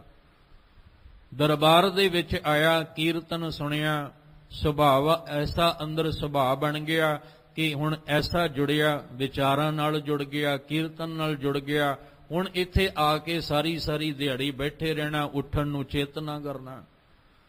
ਸੋਚ ਐਸੀ ਬਦਲ ਗਈ ਕਿ ਉਹਨੇ ਸਾਬਤ ਸੂਰਤ ਵੀ ਹੋਣਾ ਸ਼ੁਰੂ ਕਰ ਦਿੱਤਾ, ਔਰ ਐਸਾ ਸਾਬਤ ਸੂਰਤ ਹੋਇਆ ਕਿ ਬਾਣੀ ਤੇ ਬਾਣੀ ਦਾ ਧਾਰਨੀ ਬਣ ਕੇ ਅੱਜ ਉਹ ਸਾਡੇ ਲਈ ਬਹੁਤ ਵੱਡੀ ਮਿਸਾਲ ਬਣ ਗਿਆ। ਪਰ ਜੇ ਅਸੀਂ ਵੇਖਾਂਗੇ ਕਿ ਆਇਆ ਕਿਵੇਂ ਸੀ, ਆਉਣਾ ਉਹਦਾ ਸੀ ਸਿਰਫ ਇਹ ਸੋਚ ਕੇ ਵੀ ਭੁੱਖ ਲੱਗੀ ਹੈ, ਲੰਗਰ ਛਕਣਾ, ਪਰ ਉਹ ਇੱਕ ਲੰਗਰ ਛਕਦਿਆਂ ਐਸੀ ਕਿਰਪਾ ਹੋ ਗਈ ਕਿ ਦਰਬਾਰ ਵਿੱਚ ਆ ਗਿਆ। ਦਰਬਾਰ ਵਿੱਚ ਬੈਠਾ, ਕਥਾ ਕੀਰਤਨ ਨੇ ਪ੍ਰਭਾਵ ਪਾ ਦਿੱਤਾ, ਉਹਦਾ ਸਰੂਪ ਹੀ ਬਦਲ ਗਿਆ, ਉਹਦਾ ਜੀਵਨ ਹੀ ਬਦਲ ਗਿਆ। ਅੱਜ ਜਿਹੜੋਂ ਆਪ ਗੁਰਸਿੱਖੀ ਦਾ ਨਹੀਂ ਸੀ ਪਤਾ, ਔਰ ਉਹਨੂੰ ਪੁੱਛਿਆ, ਉਹ ਕਹਿੰਦੇ ਮੇਰਾ ਜੀਵਨ ਤੇ ਐਸਾ ਸੀ, ਮੈਂ ਤੇ ਪੀਰਾਂ ਦੇ ਚੌਲ ਚੜਾਉਣ ਜਾਂਦਾ ਸੀ। ਪਰ ਅੱਜ ਉਹ ਆਪ ਬਾਣੀ ਨਾਲ ਜੁੜਿਆ, ਦੂਜਿਆਂ ਨੂੰ ਉਪਦੇਸ਼ ਦੇ ਰਿਹਾ ਹੈ ਕਿ ਬਾਣੀ ਤੇ ਬਾਣੀ ਨਾਲ ਜੁੜ ਜਾਓ ਜੇ ਜਨਮ ਸਫਲ ਕਰਨਾ ਹੈ। ਜੀਵਨ ਬਦਲ ਗਿਆ ਨਾ। ਉਹ ਕਦੋਂ ਬਦਲਿਆ? ਜਦੋਂ ਆ ਰੰਗ ਰਤੜੀਆਂ ਰੂਹਾਂ ਵਿੱਚ ਆ ਕੇ ਬੈਠਣਾ, ਤੇ ਬੈਠਣ ਦੇ ਨਾਲ ਕੀ ਹੁੰਦਾ, ਸੋਚ ਬਦਲ ਜਾਂਦੀ ਹੈ, ਵਿਚਾਰ ਬਦਲ ਜਾਂਦੀ ਹੈ। ਭਾਈ ਲਹਿਣਾ ਜੀ, ਭਾਈ ਜੋਧ ਦਾ ਸੰਗ ਮਿਲਿਆ, ਭਾਈ ਸ਼ੀਹੇ ਦਾ ਸੰਗ ਮਿਲਿਆ। ਅੱਜ ਕਰਤਾਰਪੁਰ ਕਦਮ ਰੁਕੇ ਨੇ, ਤੁਰਿਆ ਹੀ ਨਹੀਂ ਗਿਆ ਅੱਗੇ। ਅੱਜ ਕਹਿੰਦੇ ਐਸਾ ਪ੍ਰਭਾਵ ਅੰਦਰ ਪੈ ਚੁੱਕਾ ਸੀ, ਤੁਰ ਪਏ ਨੇ ਗੁਰੂ ਨਾਨਕ ਸਾਹਿਬ ਦਾ ਦੀਦਾਰ ਕਰਨ। ਤੇ ਜਦੋਂ ਭਾਵਨਾ ਨਾਲ ਤੁਰੋਗੇ ਫਿਰ ਤੁਹਾਨੂੰ ਕੀ ਪਤਾ ਗੁਰੂ ਸਾਹਿਬ ਆਪ ਪਕੜ ਕੇ ਲੈ ਕੇ ਆਉਣ। ਚਰਨ ਸ਼ਰਨ ਗੁਰ ਏਕ ਪੈਂਡਾ, ਜਾਏ ਚੱਲ ਸਤਿਗੁਰ ਕੋਟ ਪੈਂਡਾ, ਆਗੇ ਹੋਏ ਲੇਤ ਹੈ। ਇਹਨੂੰ ਪ੍ਰਤੱਖ ਆਪਾਂ ਵੇਖ ਸਕਦੇ ਹਾਂ। ਜਿਹਦੇ ਦੀਦਾਰ ਕਰਨ ਦੀ ਚਾਹਤ ਸੀ, ਅੱਜ ਉਹੀ ਘੋੜੀ ਦੀ ਲਗਾਮ ਪਕੜ ਕੇ ਤੇ ਆਪਣੇ ਘਰ ਵੱਲ ਨੂੰ ਧੰਨ ਗੁਰੂ ਨਾਨਕ ਸਾਹਿਬ ਭਾਈ ਲਹਿਣਾ ਜੀ ਨੂੰ ਲਈ ਜਾਂਦੇ ਨੇ। ਜਦੋਂ ਕਹਿੰਦੇ ਪੁਰਖਾ ਇੱਥੇ ਆਹ ਰੁੱਖ ਤੇ ਘੋੜੀ ਬੰਨ੍ਹਦੇ ਤੇ ਆਹ ਧਰਮਸਾਲਾ ਹੈ, ਅੰਦਰ ਚਲਾ ਜਾ। ਆਪ ਗੁਰੂ ਸਾਹਿਬ ਅੰਦਰ ਜਾ ਕੇ ਜਦੋਂ ਬਿਰਾਜਮਾਨ ਹੋਏ, ਐਸੇ ਗੁਰ ਕੋ ਬਲ ਬਲ ਜਾਈਏ, ਆਪ ਮੁਕਤ ਮੋਹੇ ਤਾਰੇ। ਕਹਿੰਦੇ ਅੰਦਰ ਜਦੋਂ ਗਏ, ਸਾਹਮਣੇ ਪ੍ਰਤੱਖ ਧੰਨ ਗੁਰੂ ਨਾਨਕ ਸਾਹਿਬ ਦਾ ਦੀਦਾਰ ਕੀਤਾ, ਅੱਖ ਵਿੱਚ ਹੰਝੂ ਭਰ ਆਇਆ। ਵਾਹ, ਮੈਂ ਜਿਹਦੇ ਦੀਦਾਰ ਕਰਨ ਆਇਆ ਸਾਂ ਉਹ ਤਾਂ ਆਪ ਮੇਰੀ ਘੋੜੀ ਦੀ ਲਗਾਮ ਪਕੜ ਕੇ ਮੈਨੂੰ ਇੱਥੇ ਤੱਕ ਲੈ ਕੇ ਆਏ, ਚਰਨਾਂ ਵਿੱਚ ਢਹਿ ਪਏ। ਇੰਨਾ ਪ੍ਰਭਾਵ ਭਾਈ ਲਹਿਣਾ ਜੀ ਅੰਦਰ ਪੈ ਗਿਆ ਕਿ ਪਤਾ ਹੀ ਨਹੀਂ ਸੀ ਮੈਂ ਸੇਵਕ ਬਣ ਕੇ ਕਿੰਨਾ ਕੁਝ ਗੁਰੂ ਬਾਬੇ ਨਾਨਕ ਦੇ ਘਰੋਂ ਲੈ ਲੈਣਾ ਹੈ। ਉਹ ਐਸਾ ਮਨ ਅੰਦਰ ਟਿਕਿਆ, ਐਸਾ ਮਨ ਗੁਰੂ ਚਰਨਾਂ ਨੂੰ ਸਮਰਪਣ ਹੋ ਗਿਆ ਕਿ ਪਰਤ ਕੇ ਬਸ ਕਿਸੇ ਦੂਜੇ ਦਾ ਧਿਆਨ ਅੰਦਰ ਆਇਆ ਹੀ ਨਹੀਂ। ਅੰਦਰ ਚਿੱਤ ਨੇ ਕਿਸੇ ਹੋਰ ਨੂੰ ਚੇਤੇ ਕੀਤਾ ਹੀ ਨਹੀਂ। ਪਰਤ ਕੇ ਖਡੂਰ ਸਾਹਿਬ ਆਉਂਦੇ ਜ਼ਰੂਰ ਨੇ, ਹੱਟੀ ਤੇ ਬੈਠਦੇ ਜ਼ਰੂਰ ਨੇ, ਪਰ ਧਿਆਨ ਗੁਰੂ ਬਾਬੇ ਨਾਨਕ ਦੇ ਚਰਨਾਂ ਵਿੱਚ ਆ ਕੇ ਫਿਰ ਇੰਨੀ ਕੁ ਘਾਲਣਾ ਘਾਲੀ ਹੈ, ਇੰਨੀ ਕੁ ਨਿਮਰਤਾ ਵਿੱਚ ਪਿਆਰ ਵਿੱਚ ਭਿੱਜ ਕੇ ਸਿੱਖੀ ਨੂੰ ਤੇ ਸੇਵਕ ਬਣ ਕੇ ਸੇਵਕ ਨੂੰ ਸੇਵਕੀ ਨੂੰ ਕਮਾਇਆ ਕਿ ਜਿੱਦਣ ਪਹਿਲੀ ਵਾਰ ਆਏ ਉਦੋਂ ਦੀਦਾਰ ਕੀਤੇ ਮਨ ਵਿੱਚ ਸਤਿਗੁਰ ਕੇ ਪਾਸ। ਜਦੋਂ ਦੂਜੀ ਵਾਰ ਆਏ, ਅੰਮ੍ਰਿਤ ਵੇਲਾ ਸਵੇਰ ਦਾ ਸਮਾਂ ਤੇ ਖੇਤਾਂ ਦੇ ਵਿੱਚ ਗੁਰੂ ਸਾਹਿਬ ਜੀ ਕਿਰਤ ਕਰਾਉਂਦੇ ਨੇ, ਆਪ ਵੀ ਕਿਰਤ ਕਰਨੀ ਤੇ ਗੁਰੂ ਸਾਹਿਬ ਜੀ ਨੂੰ ਦੇਖੋ। ਅੱਜ ਮੈਨੂੰ ਮਾਫ ਕਰਨਾ, ਅਸੀਂ ਤੇ ਗੁਰੂ ਨਾਨਕ ਸਾਹਿਬ ਜੀ ਦੇ ਸੀਸ ਉੱਤੇ ਮਾਲਾ ਤੇ ਗੁਰੂ ਸਾਹਿਬ ਜੀ ਦੇ ਗਲ ਵਿੱਚ ਮਾਲਾ ਤੇ ਗੁਰੂ ਸਾਹਿਬ ਦੇ ਹੱਥ ਵਿੱਚ ਮਾਲਾ ਵਾਲੀ ਤਸਵੀਰ ਦਿਖਾਤੀ। ਪਰ ਕਦੀ ਗੁਰੂ ਨਾਨਕ ਸਾਹਿਬ ਨੂੰ ਖੇਤਾਂ ਵਿੱਚ ਹੱਲ ਚਲਾਉਂਦਿਆਂ, ਖੇਤੀਬਾੜੀ ਕਰਦਿਆਂ ਹੋਇਆਂ ਆਹ ਸਰੂਪ ਦਿਖਾਉਣਾ ਸੀ ਕਿ ਗੁਰੂ ਨਾਨਕ ਸਾਹਿਬ ਨੇ ਕਿਹਾ ਸੀ ਕਿਰਤ ਕਰੋ, ਨਾਮ ਜਪੋ, ਵੰਡ ਛਕੋ। ਆ ਤਿੰਨ ਚੀਜ਼ਾਂ ਨਾਲ ਤੁਸੀਂ ਆਪਣੇ ਜੀਵਨ ਨੂੰ ਜੋੜ ਕੇ ਰੱਖਣਾ ਹੈ। ਪਰ ਸਾਨੂੰ ਦਿਖਾਇਆ ਉਹ ਗਿਆ ਜਿਹਦੇ ਨਾਲ ਅਸੀਂ ਜੁੜੇ ਹੋਏ ਹਾਂ। ਗੁਰੂ ਸਾਹਿਬ ਦਾ ਆਹ ਸਰੂਪ ਦਿਖਾਉਣਾ ਸੀ ਕਿ ਉਹ ਖੇਤੀਬਾੜੀ ਵਿੱਚ ਖੇਤੀ ਕਿਵੇਂ ਕਰਦੇ ਨੇ, ਕਿਵੇਂ ਉਹ ਖੇਤਾਂ ਵਿੱਚ ਪਾਣੀ ਸਿੰਚਦੇ ਨੇ, ਕਿਸ ਤਰ੍ਹਾਂ ਉਹ ਹੱਲ ਉਹ ਚਲਾਉਂਦੇ ਨੇ, ਤਾਂ ਕਿ ਸਾਨੂੰ ਵੀ ਦੇਖ ਕੇ ਪਤਾ ਲੱਗਦਾ ਕਿ ਧੰਨ ਗੁਰੂ ਨਾਨਕ ਸਾਹਿਬ ਨੇ ਕਿਹਾ ਨਹੀਂ, ਕਿਰਤ ਕਰਕੇ ਵੀ ਗੁਰੂ ਸਾਹਿਬ ਨੇ ਵਿਖਾਈ। ਭਾਈ ਲਹਿਣਾ ਜੀ ਆਏ, ਖੇਤਾਂ ਵਿੱਚ ਪਹੁੰਚ ਗਏ। ਘਾਹ ਦੀ ਪੰਡ ਸੀ ਚਿੱਕੜ ਨਾਲ ਭਰੀ, ਸਿਰ ਤੇ ਚੁਕਾ ਕੇ ਕਹਿੰਦੇ ਜਾ ਪੁਰਖਾ ਘਰ ਛੱਡ ਕੇ ਆ। ਤੇ ਬੜੇ ਕੀਮਤੀ ਵਸਤਰ ਪਾਏ ਸੀ, ਕਿਉਂਕਿ ਘਰੋਂ ਚੰਗੇ ਸਨ, 4 ਪੈਸੇ ਵੀ ਕੋਲ ਨੇ, ਹੱਟੀ ਵੀ ਚੰਗੀ ਚੱਲਦੀ ਸੀ। ਬੜੀ ਵਾਰ ਹੱਥ ਜੋੜ ਕੇ ਬੇਨਤੀ ਕੀਤੀ ਕਿ ਐਸੇ ਕੀਮਤੀ ਵਸਤਰਾਂ ਨੂੰ ਆਪਾਂ ਕੀ ਕਰਨਾ ਜਿਹਨੂੰ ਵੇਖ ਕੇ ਸਾਡੇ ਹੱਥ ਸੇਵਾ ਤੋਂ ਪਿੱਛੇ ਹਟ ਜਾਣ। ਵੀ ਸੇਵਾ ਕਰਨੀ ਹੋਵੇ ਤੇ ਬੰਦਾ ਕਵੇ ਮੇਰੇ ਕੱਪੜੇ ਖਰਾਬ ਹੋ ਜਾਣਗੇ, ਮੇਰੇ ਕੱਪੜੇ ਮੈਲੇ ਹੋ ਜਾਣਗੇ, ਇੰਨੇ ਵਧੀਆ ਸੋਹਣੇ ਕੱਪੜੇ ਪਾਏ ਨੇ, ਤੇ ਜਿਹੜੇ ਕੀਮਤੀ ਕੱਪੜੇ ਸਾਡੇ ਸੇਵਾ ਤੋਂ ਹੱਥ ਪਿੱਛੇ ਕਰਾ ਦੇਣ, ਸਾਨੂੰ ਇਹੋ ਜਿਹੇ ਕੀਮਤੀ ਵਸਤਰ ਨਹੀਂ ਚਾਹੀਦੇ, ਸਾਨੂੰ ਇਹੋ ਜਿਹੇ ਸੋਹਣੇ ਰੰਗ ਬਰੰਗੇ ਵਸਤਰ ਨਹੀਂ ਚਾਹੀਦੇ। ਸਾਨੂੰ ਤੇ ਉਹ ਸਾਦਗੀ ਚਾਹੀਦੀ ਹੈ ਜਿਹਦੇ ਨਾਲ ਸੇਵਾ ਕਰਦਿਆਂ ਹੱਥ ਪੈਰ ਵੀ ਜੇ ਕਹਿਣ ਲੱਗੇ ਸੇਵਾ ਵਿੱਚ ਜਿਹੜੇ ਲੀਨ ਹੋ ਜਾਣ ਤਾਂ ਮਨ ਨੂੰ ਕੋਈ ਕਿਸੇ ਪ੍ਰਕਾਰ ਦੀ ਪਰੇਸ਼ਾਨੀ ਨਾ ਹੋਵੇ। ਜਦੋਂ ਘਾਹ ਦੀ ਪੰਡ ਸਿਰ ਤੇ ਰੱਖੀ, ਸਾਰਾ ਚਿੱਕੜ ਚੌਂਦਾ ਚੌਂਦਾ ਕਹਿੰਦੇ ਸਾਰੇ ਵਸਤਰ ਜਿਹੜੇ ਸੀ ਉਹ ਭਰ ਗਏ। ਘਰ ਆਏ, ਘਰ ਮਾਤਾ ਜੀ ਵੇਖਦੇ ਨੇ, ਇਹ ਹੁਣੇ ਥੋੜੀ ਦੇਰ ਪਹਿਲਾਂ ਪੁੱਛਣ ਆਇਆ ਸੀ ਨਾਨਕ ਜੀ ਦਾ ਪਤਾ, ਬੜੇ ਸੋਹਣੇ ਚਮਕਦਾਰ ਵਸਤਰ, ਹੁਣ ਆਇਆ ਤੇ ਚਿੱਕੜ ਨਾਲ ਭਰਿਆ ਪਿਆ। ਧੰਨ ਗੁਰੂ ਨਾਨਕ ਸਾਹਿਬ ਜੀ ਨੇ ਜਵਾਬ ਦਿੱਤਾ ਸੀ, ਕਹਿੰਦੇ ਦੁਨੀਆ ਦੀ ਨਜ਼ਰ ਵਿੱਚ ਚਿੱਕੜ ਹੋਏਗਾ, ਕਿਉਂਕਿ ਇਹ ਗਲੀਆਂ ਤੇ ਬਾਜ਼ਾਰਾਂ ਵਾਲਾ ਚਿੱਕੜ ਨਹੀਂ, ਇਹ ਨਿੰਦਾ ਤੇ ਚੁਗਲੀ ਵਾਲਾ ਚਿੱਕੜ ਨਹੀਂ। ਕਹਿਣ ਲੱਗੇ ਇਹ ਸੇਵਾ ਤੇ ਭਾਵਨਾ ਵਾਲਾ ਹੈ। ਤੇ ਜਦੋਂ ਗੁਰੂ ਨਾਨਕ ਸਾਹਿਬ ਦੇ ਘਰ ਵਿੱਚ ਕੋਈ ਨਿਮਰਤਾ ਨਾਲ ਭਿੱਜ ਕੇ ਝੁਕ ਕੇ ਸੇਵਾ ਕਰਦਾ ਹੈ ਤੇ ਮਤ ਸਮਝਣਾ ਇਹਦੇ ਹੱਥ ਪੈਰ ਮੈਲੇ ਨੇ, ਉਹਨੂੰ ਇਸ ਤਰ੍ਹਾਂ ਸਮਝਣਾ ਜਿਵੇਂ ਗੁਰੂ ਨਾਨਕ ਦੇ ਘਰ ਆਇਆ, ਇਹਦੇ ਉੱਤੇ ਜਿਹੜਾ ਉਹ ਕੇਸਰ ਛਿੜਕਿਆ ਗਿਆ ਹੈ। ਅਸੀਂ ਉਹਨੂੰ ਕੇਸਰ ਸਮਝ ਕੇ ਕਬੂਲਣਾ ਹੈ, ਫਿਰ ਸਾਡੇ ਅੰਦਰ ਸੇਵਾ ਪ੍ਰਤੀ ਭਾਵਨਾ ਪੈਦਾ ਹੋਏਗੀ। ਭਾਈ ਲਹਿਣਾ ਜੀ ਘਾਲਣਾ ਘਾਲਦੇ ਗਏ, ਉਹਨਾਂ ਨੇ ਇੱਕ ਨੁਕਤਾ ਬਿਆਨ ਕੀਤਾ ਕਿ ਜੇ ਤੁਸੀਂ ਵੀ ਬਾਬੇ ਨਾਨਕ ਜੀ ਦੇ ਘਰੋਂ ਬਖਸ਼ਿਸ਼ਾਂ ਲੈਣੀਆਂ ਤੇ ਆਪਣਾ ਜੀਵਨ ਇਸ ਤਰ੍ਹਾਂ ਦਾ ਬਣਾ ਲਓ ਕਿ ਅੱਖੀਂ ਬਾਝੋਂ ਵੇਖਣਾ ਵਿਨ ਕੰਨਾਂ ਸੁਣਨਾ। ਗੁਰੂ ਅੰਗਦ ਦੇਵ ਮਹਾਰਾਜ ਜੀ ਦਾ ਬਚਨ ਹੈ। ਕਹਿਣ ਲੱਗੇ ਅੱਖੀਂ ਬਾਝੋਂ ਵੇਖਣਾ ਵਿਨ ਕੰਨਾਂ ਸੁਣਨਾ, ਪੈਰਾਂ ਬਾਝੋਂ ਚੱਲਣਾ ਵਿਣ ਹੱਥਾਂ ਕਰਨਾ, ਜੀਭੇ ਬਾਝੋਂ ਬੋਲਣਾ ਇਉਂ ਜੀਵਤ ਮਰਨਾ। ਕਹਿੰਦੇ ਨੇ ਇਸ ਤਰ੍ਹਾਂ ਜਿਉਂਦਿਆਂ ਜੀ ਆਪਣੇ ਮਨ ਅੰਦਰ ਹੰਕਾਰ ਨੂੰ ਮਾਰ ਕੇ ਇਸ ਤਰ੍ਹਾਂ ਆਪਣਾ ਆਪ ਸਮਰਪਣ ਕਰ ਦਿਓ। ਜਦੋਂ ਇਸ ਤਰ੍ਹਾਂ ਸਮਰਪਣ ਹੋ ਜਾਓਗੇ ਫਿਰ ਜਾ ਕੇ ਤੁਹਾਡੇ ਉੱਤੇ ਮਾਲਕ ਦੀ ਬਖਸ਼ਿਸ਼ ਹੋਣੀ ਹੈ। ਅਜੇ ਤੇ ਮੈਂ ਭਰੀ ਪਈ ਹੈ, ਮੈਂ ਵੇਖਦਾ, ਮੈਂ ਬੋਲਦਾ, ਮੈਂ ਸੁਣਦਾ, ਮੈਂ ਹੱਥਾਂ ਨਾਲ ਸੇਵਾ ਕਰਦਾ, ਮੈਂ ਪੈਰਾਂ ਦੇ ਨਾਲ ਚੱਲਦਾ, ਪਰ ਇੱਥੇ ਤੇ ਆਖਿਆ ਵੀ ਪੈਰਾਂ ਬਾਝੋਂ ਚੱਲਣਾ ਵਿਣ ਹੱਥਾਂ ਕਰਨਾ। ਉਹਦਾ ਮਤਲਬ ਕਿ ਇਹ ਹੱਥ ਮੇਰੇ ਹੋ ਸਕਦੇ ਨੇ, ਪਰ ਇਹਨਾਂ ਹੱਥਾਂ ਨਾਲ ਸੇਵਾ ਕਰਾਉਣ ਵਾਲਾ ਤੂੰ ਮਾਲਕ ਆਪ ਹੈ। ਇਹ ਅੱਖਾਂ ਮੇਰੀਆਂ ਹੋ ਸਕਦੀਆਂ ਨੇ, ਪਰ ਇਹਨਾਂ ਅੱਖਾਂ ਨਾਲ ਦੀਦਾਰ ਕਰਾਉਣ ਵਾਲਾ ਤੂੰ ਆਪ ਹੈ। ਕੰਨ ਮੇਰੇ ਹੋ ਸਕਦੇ ਨੇ, ਪਰ ਕੰਨਾਂ ਵਿੱਚ ਸੁਣਨ ਵਾਲੇ ਬੋਲ ਗੁਰਬਾਣੀ ਦੇ ਉਹ ਸੁਣਾਉਣ ਵਾਲਾ ਤੂੰ ਆਪ ਹੈ। ਉੱਥੇ ਮੈਂ ਨਹੀਂ ਅੰਦਰ ਆਉਣੀ ਚਾਹੀਦੀ। ਫਿਰ ਇਸ ਤਰ੍ਹਾਂ ਕਹਿੰਦੇ ਉਹਦੇ ਹੁਕਮ ਨੂੰ ਪਛਾਣ ਕੇ ਉਹਦੇ ਵਿੱਚ ਮੇਲ ਹੋ ਸਕਦਾ ਹੈ। ਇਹ ਨੁਕਤਾ ਭਾਈ ਲਹਿਣਾ ਜੀ ਬਣ ਕੇ ਗੁਰੂ ਸਾਹਿਬ ਜੀ ਨੇ ਜੋ ਸਿੱਖਿਆ ਉਹੀ ਗੁਰਬਾਣੀ ਰਾਹੀਂ ਸਾਨੂੰ ਸਿਖਾਉਣ ਦਾ ਯਤਨ ਕੀਤਾ।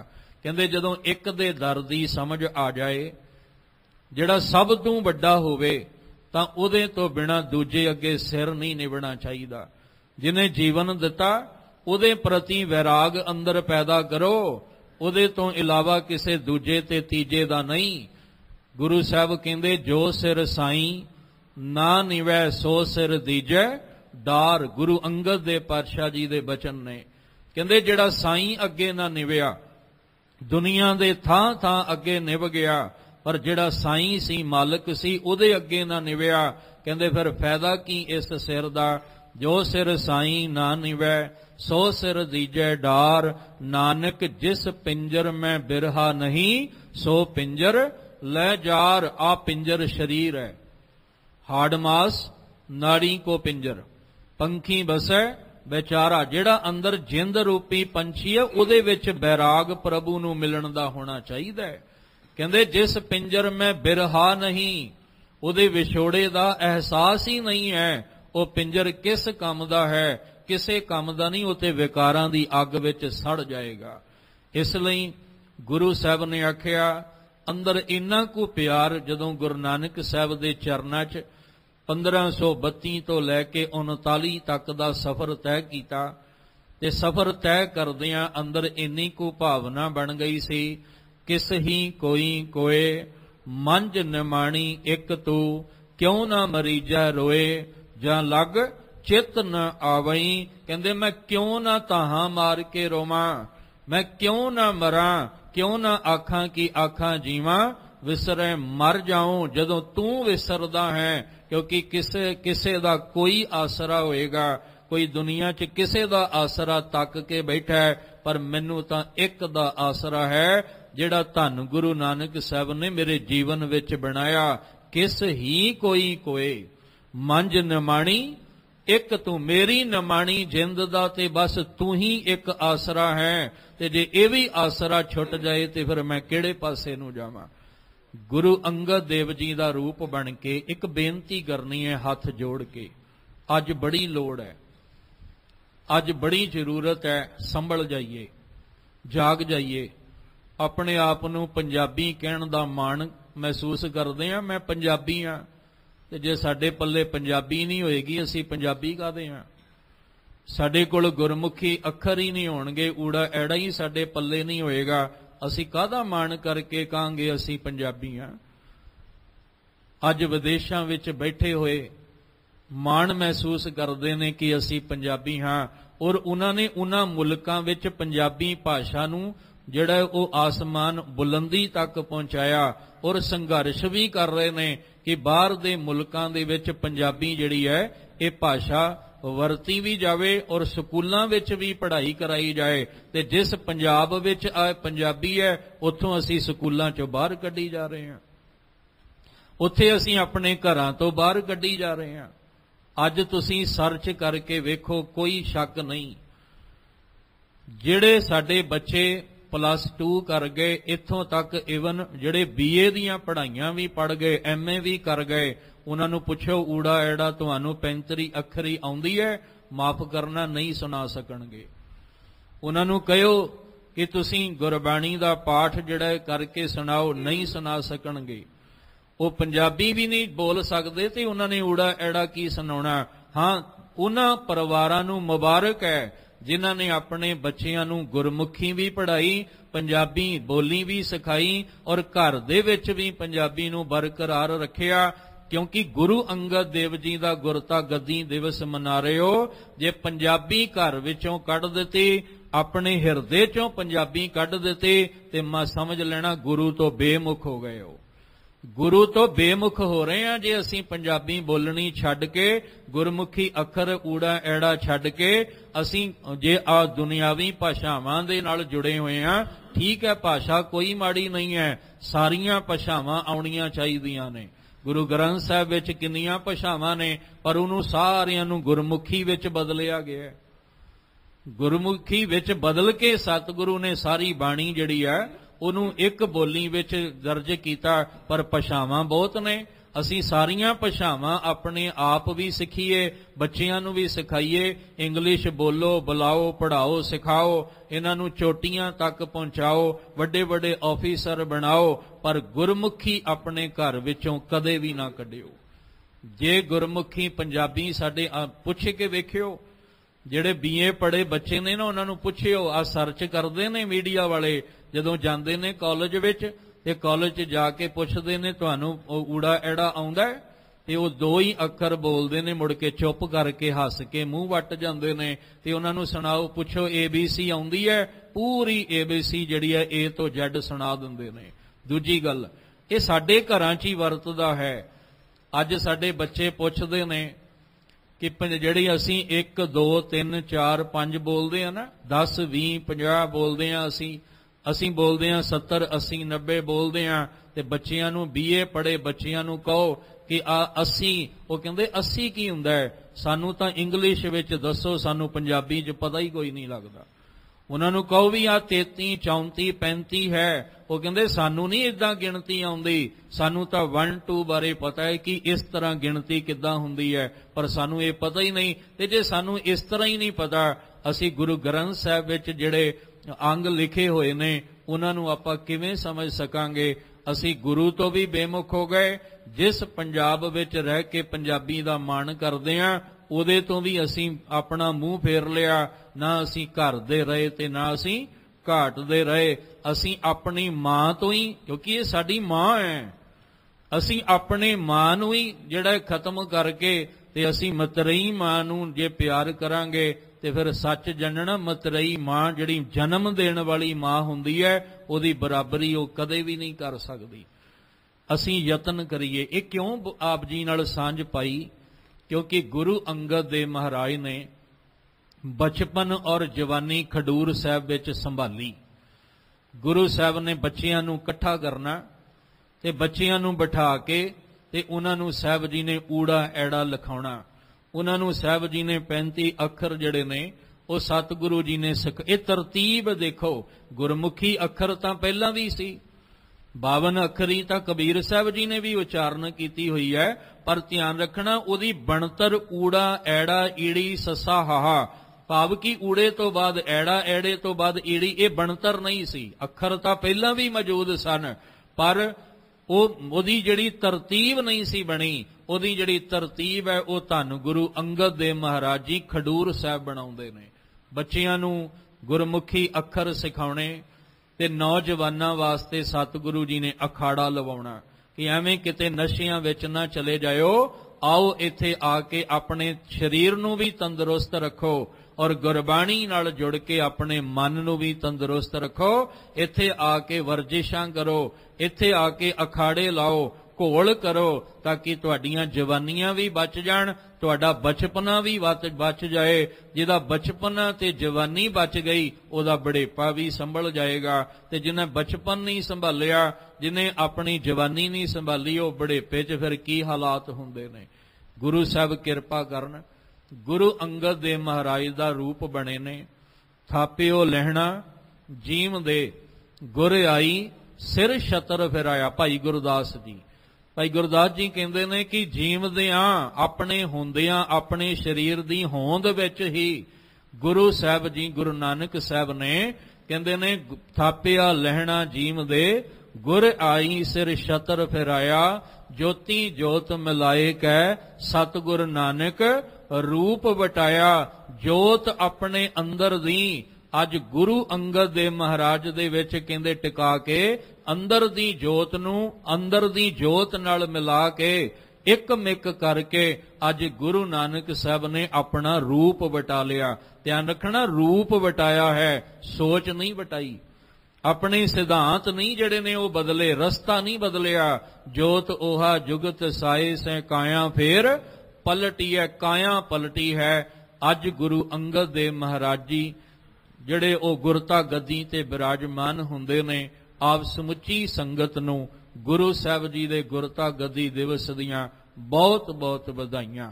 ਪਰ ਇਹ ਵਧਾਈਆਂ ਤਾਂ ਹੀ ਨੇ ਜੇ ਅਸੀਂ ਅੱਜ ਪ੍ਰਣ ਕਰੀਏ ਕਿ ਆਪਣੇ ਘਰਾਂ ਵਿੱਚ ਪੰਜਾਬੀ ਬੋਲਣੀ ਹੈ। ਬੱਚਿਆਂ ਨੂੰ ਵੀ ਪੰਜਾਬੀ, ਠੀਕ ਹੈ, ਭਾਸ਼ਾਵਾਂ ਸਾਰੀਆਂ ਸਿਖਾਓ, ਇੰਗਲਿਸ਼ ਹਾਈ ਸਕੂਲ ਵਿੱਚ ਉਹਨਾਂ ਨੂੰ ਭਾਵੇਂ ਪੜ੍ਹਾਓ, ਤੇ ਸਕੂਲ ਵਾਲੇ ਪ੍ਰਬੰਧਕ ਜਿਹੜੇ ਆ ਉਹਨਾਂ ਨੂੰ ਵੀ ਬੇਨਤੀ ਹੈ ਵੀ ਸਕੂਲ ਵਿੱਚੋਂ ਪੰਜਾਬੀ ਨਾ ਕੱਢੋ।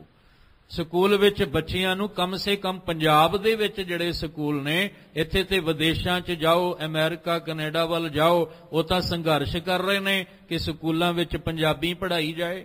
ਉਹ ਸੰਘਰਸ਼ ਕਰ ਰਹੇ ਨੇ, ਅਸੀਂ ਆਪਣੇ ਘਰਾਂ ਸਕੂਲਾਂ 'ਚੋਂ ਪੰਜਾਬੀ ਕੱਢੀ ਜਾ ਰਹੇ ਹਾਂ। ਫਿਰ ਸਾਡਾ ਗੁਰੂ ਨਾਲ ਪਿਆਰ ਕਿਵੇਂ ਬਣੇਗਾ?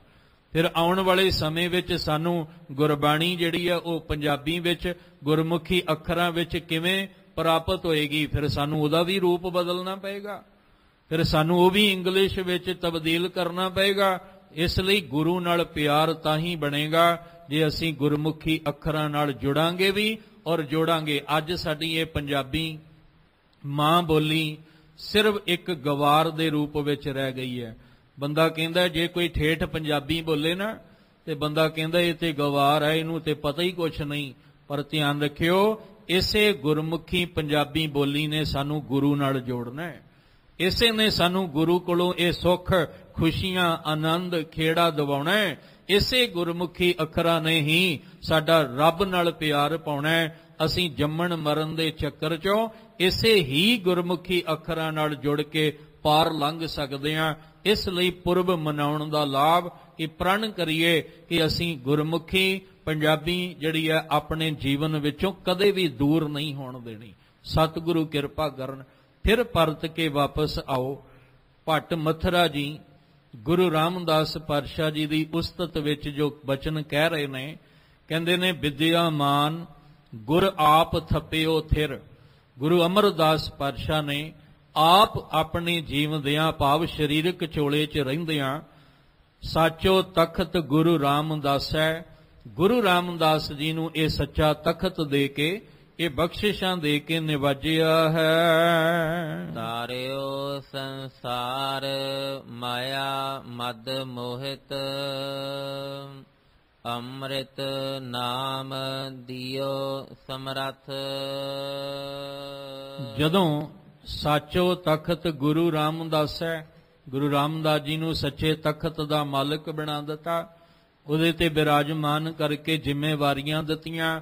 ਅੱਗੋਂ ਗੁਰੂ ਰਾਮਦਾਸ ਜੀ ਨੇ ਇਸ ਤਖਤ ਤੇ ਬੈਠ ਕੇ ਇਮਾਨਦਾਰੀ ਦੇ ਨਾਲ ਉਸ ਜ਼ਿੰਮੇਵਾਰੀ ਨੂੰ ਨਿਭਾਇਆ ਹੈ। ਕਹਿੰਦੇ ਤਾਰਿਓ ਸੰਸਾਰ ਮਾਇਆ ਮਦ ਮੋਹਿਤ। ਇਸ ਸੰਸਾਰ ਵਿੱਚ ਜਿਹੜੇ ਜੀਵ ਮਾਇਆ ਦੇ ਵਿੱਚ ਔਰ ਮਦ ਮਦਰਾ ਵਿੱਚ ਮੋਹਿਤ ਹੋਏ ਪਏ ਸਨ, ਮਾਇਆ ਦੇ ਮੋਹ ਵਿੱਚ ਤੇ ਮਦ ਕਹਿੰਦੇ ਆ ਨਸ਼ਾ, ਹੰਕਾਰ ਦੇ ਨਸ਼ੇ ਵਿੱਚ ਮੋਹਿਤ ਹੋਏ ਪਏ ਸਨ, ਉਹਨਾਂ ਨੂੰ ਕੀ ਕੀਤਾ? ਅੰਮ੍ਰਿਤ ਨਾਮ ਦਿਓ ਸਮਰੱਥ। ਸਮਰੱਥ ਗੁਰੂ ਜੀ ਨੇ ਉਹਨਾਂ ਨੂੰ ਅੰਮ੍ਰਿਤ ਨਾਮ ਦੀ ਦਾਤ ਦੇ ਕੇ, ਅੰਮ੍ਰਿਤ ਬਾਣੀ ਦੀ ਦਾਤ ਦੇ ਕੇ ਤਾਰਿਓ, ਇਸ ਸੰਸਾਰ ਵਿੱਚੋਂ ਤਾਰ ਦਿੱਤਾ। ਅੰਮ੍ਰਿਤ ਨਾਮ ਦੀ ਦਾਤ ਦੇ ਕੇ ਅੰਦਰੋਂ ਜਿਹੜਾ ਮਾਇਆ ਵਿੱਚ ਮੋਹਿਤ ਹੋਏ ਪਏ ਸੀ ਉਹਨਾਂ ਨੂੰ ਉਹਦੇ ਚੋਂ ਨਿਰਲੇਪ ਕੀਤਾ। ਹੰਕਾਰ ਦੇ ਨਸ਼ੇ ਵਿੱਚ ਧੁੱਤ ਸਨ, ਉਹਨਾਂ ਦੇ ਅੰਦਰ ਦੇ ਹੰਕਾਰ ਦੇ ਨਸ਼ੇ ਨੂੰ ਦੂਰ ਕੀਤਾ। ਔਰ ਗੁਰੂ ਸਾਹਿਬ ਜੀ ਨੇ ਤਾਰਿਓ ਸੰਸਾਰ ਮਾਇਆ ਮਦ ਮੋਹਿਤ, ਅੰਮ੍ਰਿਤ ਨਾਮ ਦਿਓ ਸਮਰੱਥ। ਸਮਰੱਥ ਗੁਰੂ ਜੀ ਨੇ ਨਾਮ ਦੀ ਦਾਤ ਦੇ ਕੇ ਮਾਇਆ ਦੇ ਮੋਹ ਵਿੱਚੋਂ ਕੱਢ ਕੇ ਔਰ ਹੰਕਾਰ ਦੇ ਨਸ਼ੇ ਚੋਂ ਕੱਢ ਕੇ ਇਸ ਸੰਸਾਰ ਦੇ ਜੀਆਂ ਨੂੰ ਤਾਰਿਆ ਹੈ। ਪੁਨ ਕੀਰਤ ਵੰਤ ਸਦਾ ਸੁਖ ਸੰਪਤ, ਰਿੱਧ ਅਰ ਸਿੱਧ ਨਾ ਛੋਡੇ ਸੱਥ। ਫਿਰ ਪੁੰਨ ਦਾ ਅਰਥ ਹੁੰਦਾ ਫਿਰ। ਧੰਨ ਗੁਰੂ ਰਾਮਦਾਸ ਪਾਤਸ਼ਾਹ ਤੁਸੀਂ ਕੀਰਤਵੰਤ ਹੋ। ਕੀਰਤ ਦਾ ਅਰਥ ਹੁੰਦਾ ਹੈ ਸਿਫਤ ਸਲਾਹ ਕਰਨੀ, ਕੀਰਤੀ ਕਰਨੀ, ਸ਼ੋਭਾ ਕਰਨੀ। ਤੁਸੀਂ ਸਿਫਤੀ ਦੇ ਘਰ ਦੇ ਮਾਲਕ ਹੋ। ਤੁਹਾਡੇ ਘਰ ਦੇ ਵਿੱਚ ਅਕਾਲ ਪੁਰਖ ਦੀ ਸਿਫਤਾਂ ਜਿਹੜੀਆਂ ਵਡਿਆਈਆਂ ਨੇ ਉਹ ਭਰਪੂਰ ਨੇ। ਜਿੰਨੀ ਮਰਜ਼ੀ ਸਿਫਤ ਕਰ ਲਓ ਕਦੇ ਮੁੱਕਦੀ ਹੋਈ ਨਹੀਂ ਹੈ। ਹੋਵੇ ਸਿਫਤ ਖਸਮ ਦੀ, ਨੂਰ ਅਰਸੋਂ ਕੁਰਸੋਂ ਝੱਟੀਐ, ਤੁਧ ਡਿਠੈ ਸੱਚੇ ਪਾਤਸ਼ਾਹ, ਮਲ ਜਨਮ ਜਨਮ ਦੀ ਕੱਟੀਐ। ਤੁਸੀਂ ਕੀਰਤਵੰਤ ਹੋ ਮਹਾਰਾਜ ਜੀਓ, ਤੁਸੀਂ ਸਿਫਤੋ ਸਲਾਹ ਦੇ ਮਾਲਕ ਹੋ। ਸਦਾ ਸੁਖ ਸੰਪਤ, ਸੰਪਤ ਦੇ ਤੱਤੇ ਨੂੰ ਸਿਹਾਰੀ ਸੰਪਤੀ ਜਿਹੜੀ ਅਸੀਂ ਪੂੰਜੀ ਇਕੱਠੀ ਕੀਤੀ ਹੁੰਦੀ ਹੈ, ਤੁਹਾਡੇ ਕੋਲ ਸਦਾ ਸੁਖ ਦੀ ਸੰਪਤੀ ਹੈ। ਸਦਾ ਸੁਖ ਦਾ ਮਤਲਬ ਜਿਹੜਾ ਕਦੇ ਮੁੱਕਣ ਵਾਲਾ ਹੀ ਨਹੀਂ ਹੈ। ਸਦਾ ਤੁਹਾਡੇ ਘਰ ਵਿੱਚ ਸੁਖ ਦੀ ਸੰਪਤੀ ਹੈ, ਕਦੇ ਨਹੀਂ ਮੁੱਕਦਾ ਹੈ। ਜਿੰਨੇ ਮਰਜ਼ੀ ਤੁਸੀਂ ਸੁੱਖ ਵੰਡ ਲਓ ਪਰ ਤੁਹਾਡੇ ਘਰ ਵਿੱਚ ਸੁੱਖ ਭਰਪੂਰ ਹੀ ਜਿਹੜਾ ਉਹ ਰਹਿਣ ਵਾਲਾ ਹੈ। ਪੁੰਨ ਕੀਰਤਵੰਤ ਸਦਾ ਸੁਖ ਸੰਪਤ, ਰਿੱਧ ਅਰ ਸਿੱਧ ਨਾ ਛੋਡੇ ਸੱਥ। ਜਿਹੜੀਆਂ ਰਿੱਧੀਆਂ ਸਿੱਧੀਆਂ ਕਾਮਯਾਬੀਆਂ ਸਫਲਤਾਵਾਂ ਨੇ ਜੀਵਨ ਦੀਆਂ, ਇਹ ਬਾਹਰ ਦੀਆਂ ਰਿੱਧੀਆਂ ਸਿੱਧੀਆਂ ਨਹੀਂ। ਕਿਉਂਕਿ ਗੁਰੂ ਨਾਨਕ ਸਾਹਿਬ ਜੀ ਨੇ ਪਹਿਲੇ ਜਾਮੇ ਵਿੱਚ ਕਹਿ ਦਿੱਤਾ ਇਹਨਾਂ ਸਵਾਦਾਂ 'ਚ ਨਾ ਪੈ ਜਾਇਓ ਕਿਤੇ। ਰਿੱਧ ਸਿੱਧ ਅਵਰਾ ਸਾਧ ਇਹ ਹੋਰ ਸਵਾਦ ਨੇ, ਇਹ ਤਨ ਵਾਲੀਆਂ ਰਿੱਧੀਆਂ ਸਿੱਧੀਆਂ ਨਹੀਂ। ਇਹ ਤੁਹਾਨੂੰ ਆਤਮਿਕ ਮੰਡਲ ਵਿੱਚ ਕਾਮਯਾਬੀਆਂ ਤੇ ਸਫਲਤਾ ਵਾਲੀਆਂ ਰਿੱਧੀਆਂ ਸਿੱਧੀਆਂ ਚਾਹੀਦੀਆਂ। ਗੁਰੂ ਰਾਮਦਾਸ ਪਾਤਸ਼ਾਹ ਤੁਹਾਡੇ ਘਰ ਵਿੱਚ ਆ ਰਿੱਧੀਆਂ ਤੇ ਸਿੱਧੀਆਂ ਕਾਮਯਾਬੀਆਂ ਸਫਲਤਾਵਾਂ ਤੁਹਾਡੇ ਘਰ ਵਿੱਚ ਨੇ, ਜਿਹੜਾ ਤੁਹਾਡਾ ਸਾਥ ਕਦੇ ਵੀ ਛੱਡਣ ਨੂੰ ਤਿਆਰ ਨਹੀਂ। ਉਹ ਕਹਿੰਦੇ ਆ ਅਸੀਂ ਤੇ ਸਦਾ ਗੁਰੂ ਰਾਮਦਾਸ ਜੀ ਦੇ ਚਰਨਾਂ ਵਿੱਚ ਰਹਿਣਾ, ਤੇ ਜਿਹੜਾ ਗੁਰੂ ਰਾਮਦਾਸ ਜੀ ਦੇ ਚਰਨਾਂ 'ਚ ਆ ਕੇ ਨਿਵੇਗਾ, ਇਹ ਰਿੱਧੀਆਂ ਸਿੱਧੀਆਂ ਉਹਦੀ ਝੋਲੀ ਵਿੱਚ ਪੈ ਜਾਣਗੀਆਂ। ਇਹ ਸਫਲਤਾਵਾਂ, ਇਹ ਕਾਮਯਾਬੀਆਂ ਆਤਮਿਕ ਮੰਡਲ ਵਿੱਚ ਉਹਨੂੰ ਪ੍ਰਾਪਤ ਹੋਣਗੀਆਂ। ਇਸ ਲਈ ਰਿੱਧ ਅਰ ਸਿੱਧ ਨਾ ਛੋੜੇ ਸੱਥ, ਸੱਥ ਦਾ ਮਤਲਬ ਸਾਥ, ਇਹ ਕਦੇ ਵੀ ਤੁਹਾਡਾ ਸਾਥ ਨਹੀਂ ਛੱਡਦੀਆਂ। ਦਾਨ ਬੜੋ ਅਤਵੰਤ ਮਹਾਬਲ, ਸੇਵਕ ਦਾਸ ਕਹਿਓ ਇਹ ਤੱਥ।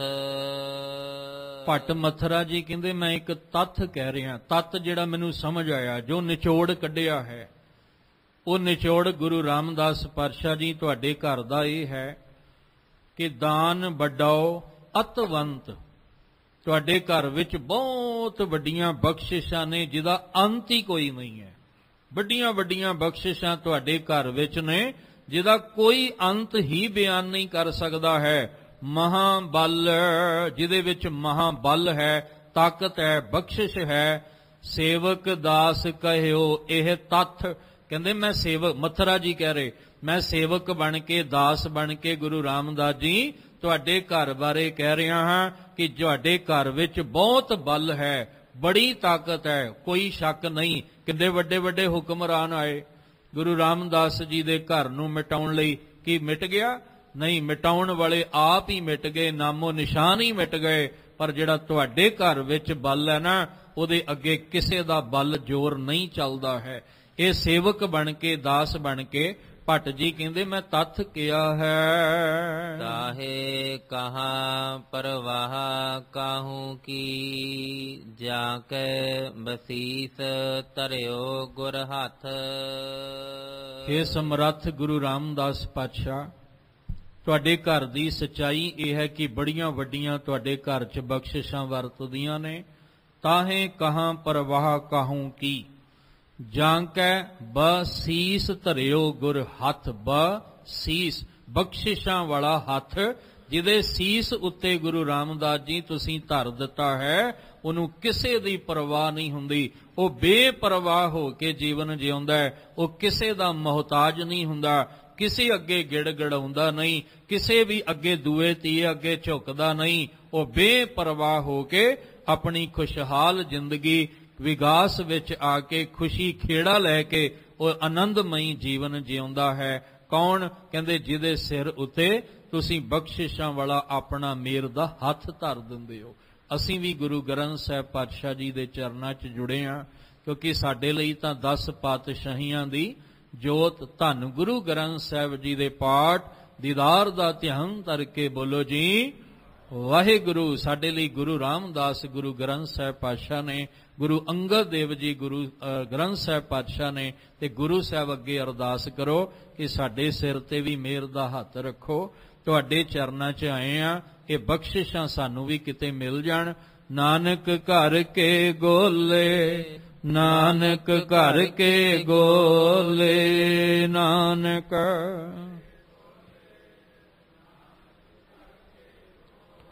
ਤੁਮਰੀ ਸ਼ਰਨ ਤੁਮਾਰੀ ਆਸਾ, ਤੁਮਰੀ ਸ਼ਰਨ ਤੁਮਾਰੀ ਆਸਾ।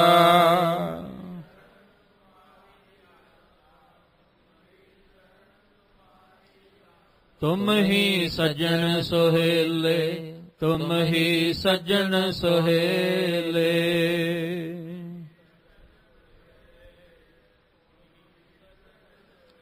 ਰਾਖੋ ਰਾਖਣ ਹਾਰ ਦਇਆਲਾ, ਰਾਖੋ ਰਾਖਣ ਹਾਰ ਦਇਆਲਾ।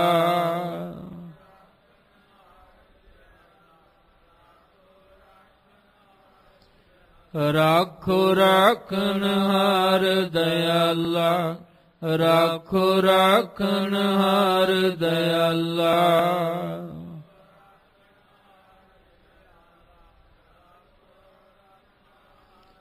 ਨਾਨਕ ਘਰ ਕੇ ਗੋਲੇ, ਨਾਨਕ ਘਰ ਕੇ ਗੋਲੇ, ਨਾਨਕ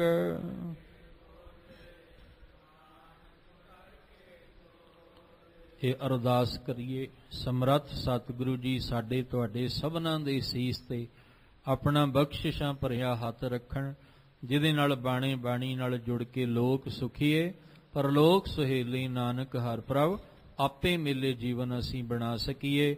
ਅੱਜ ਦੀ ਵਿਚਾਰ ਕਰਦਿਆਂ ਬੇਅੰਤ ਭੁੱਲਾਂ ਹੋਈਆਂ ਸਤਿਗੁਰੂ ਬਖਸ਼ ਦੇਣ, ਅੱਗੇ ਤੋਂ ਮਿਹਰ ਦਾ ਹੱਥ ਰੱਖਣ।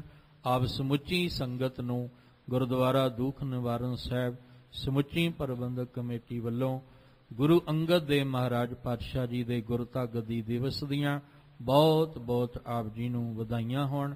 ਭੱਟ ਮਥੁਰਾ ਜੀ ਦੇ ਪਾਵਨ ਬਚਨ ਆਪਣੇ ਹਿਰਦੇ ਦੇ ਅੰਦਰ ਵਸਾ ਲਈਏ ਜੀ। ਦਾਨ ਬੜੋ ਅਤਵੰਤ ਮਹਾਬਲ, ਸੇਵਕ ਦਾਸ ਕਹਿਓ ਇਹ ਤਥ, ਤਾਹੇ ਕਹਾ ਪਰਵਾਹ ਕਾਹੂ ਕੀ, ਜਾਂ ਕੈ ਬਸੀਸ ਧਰਿਓ ਗੁਰ ਹੱਥ। ਵਾਹਿਗੁਰੂ ਜੀ ਕਾ ਖਾਲਸਾ, ਵਾਹਿਗੁਰੂ ਜੀ ਕੀ ਫਤਿਹ।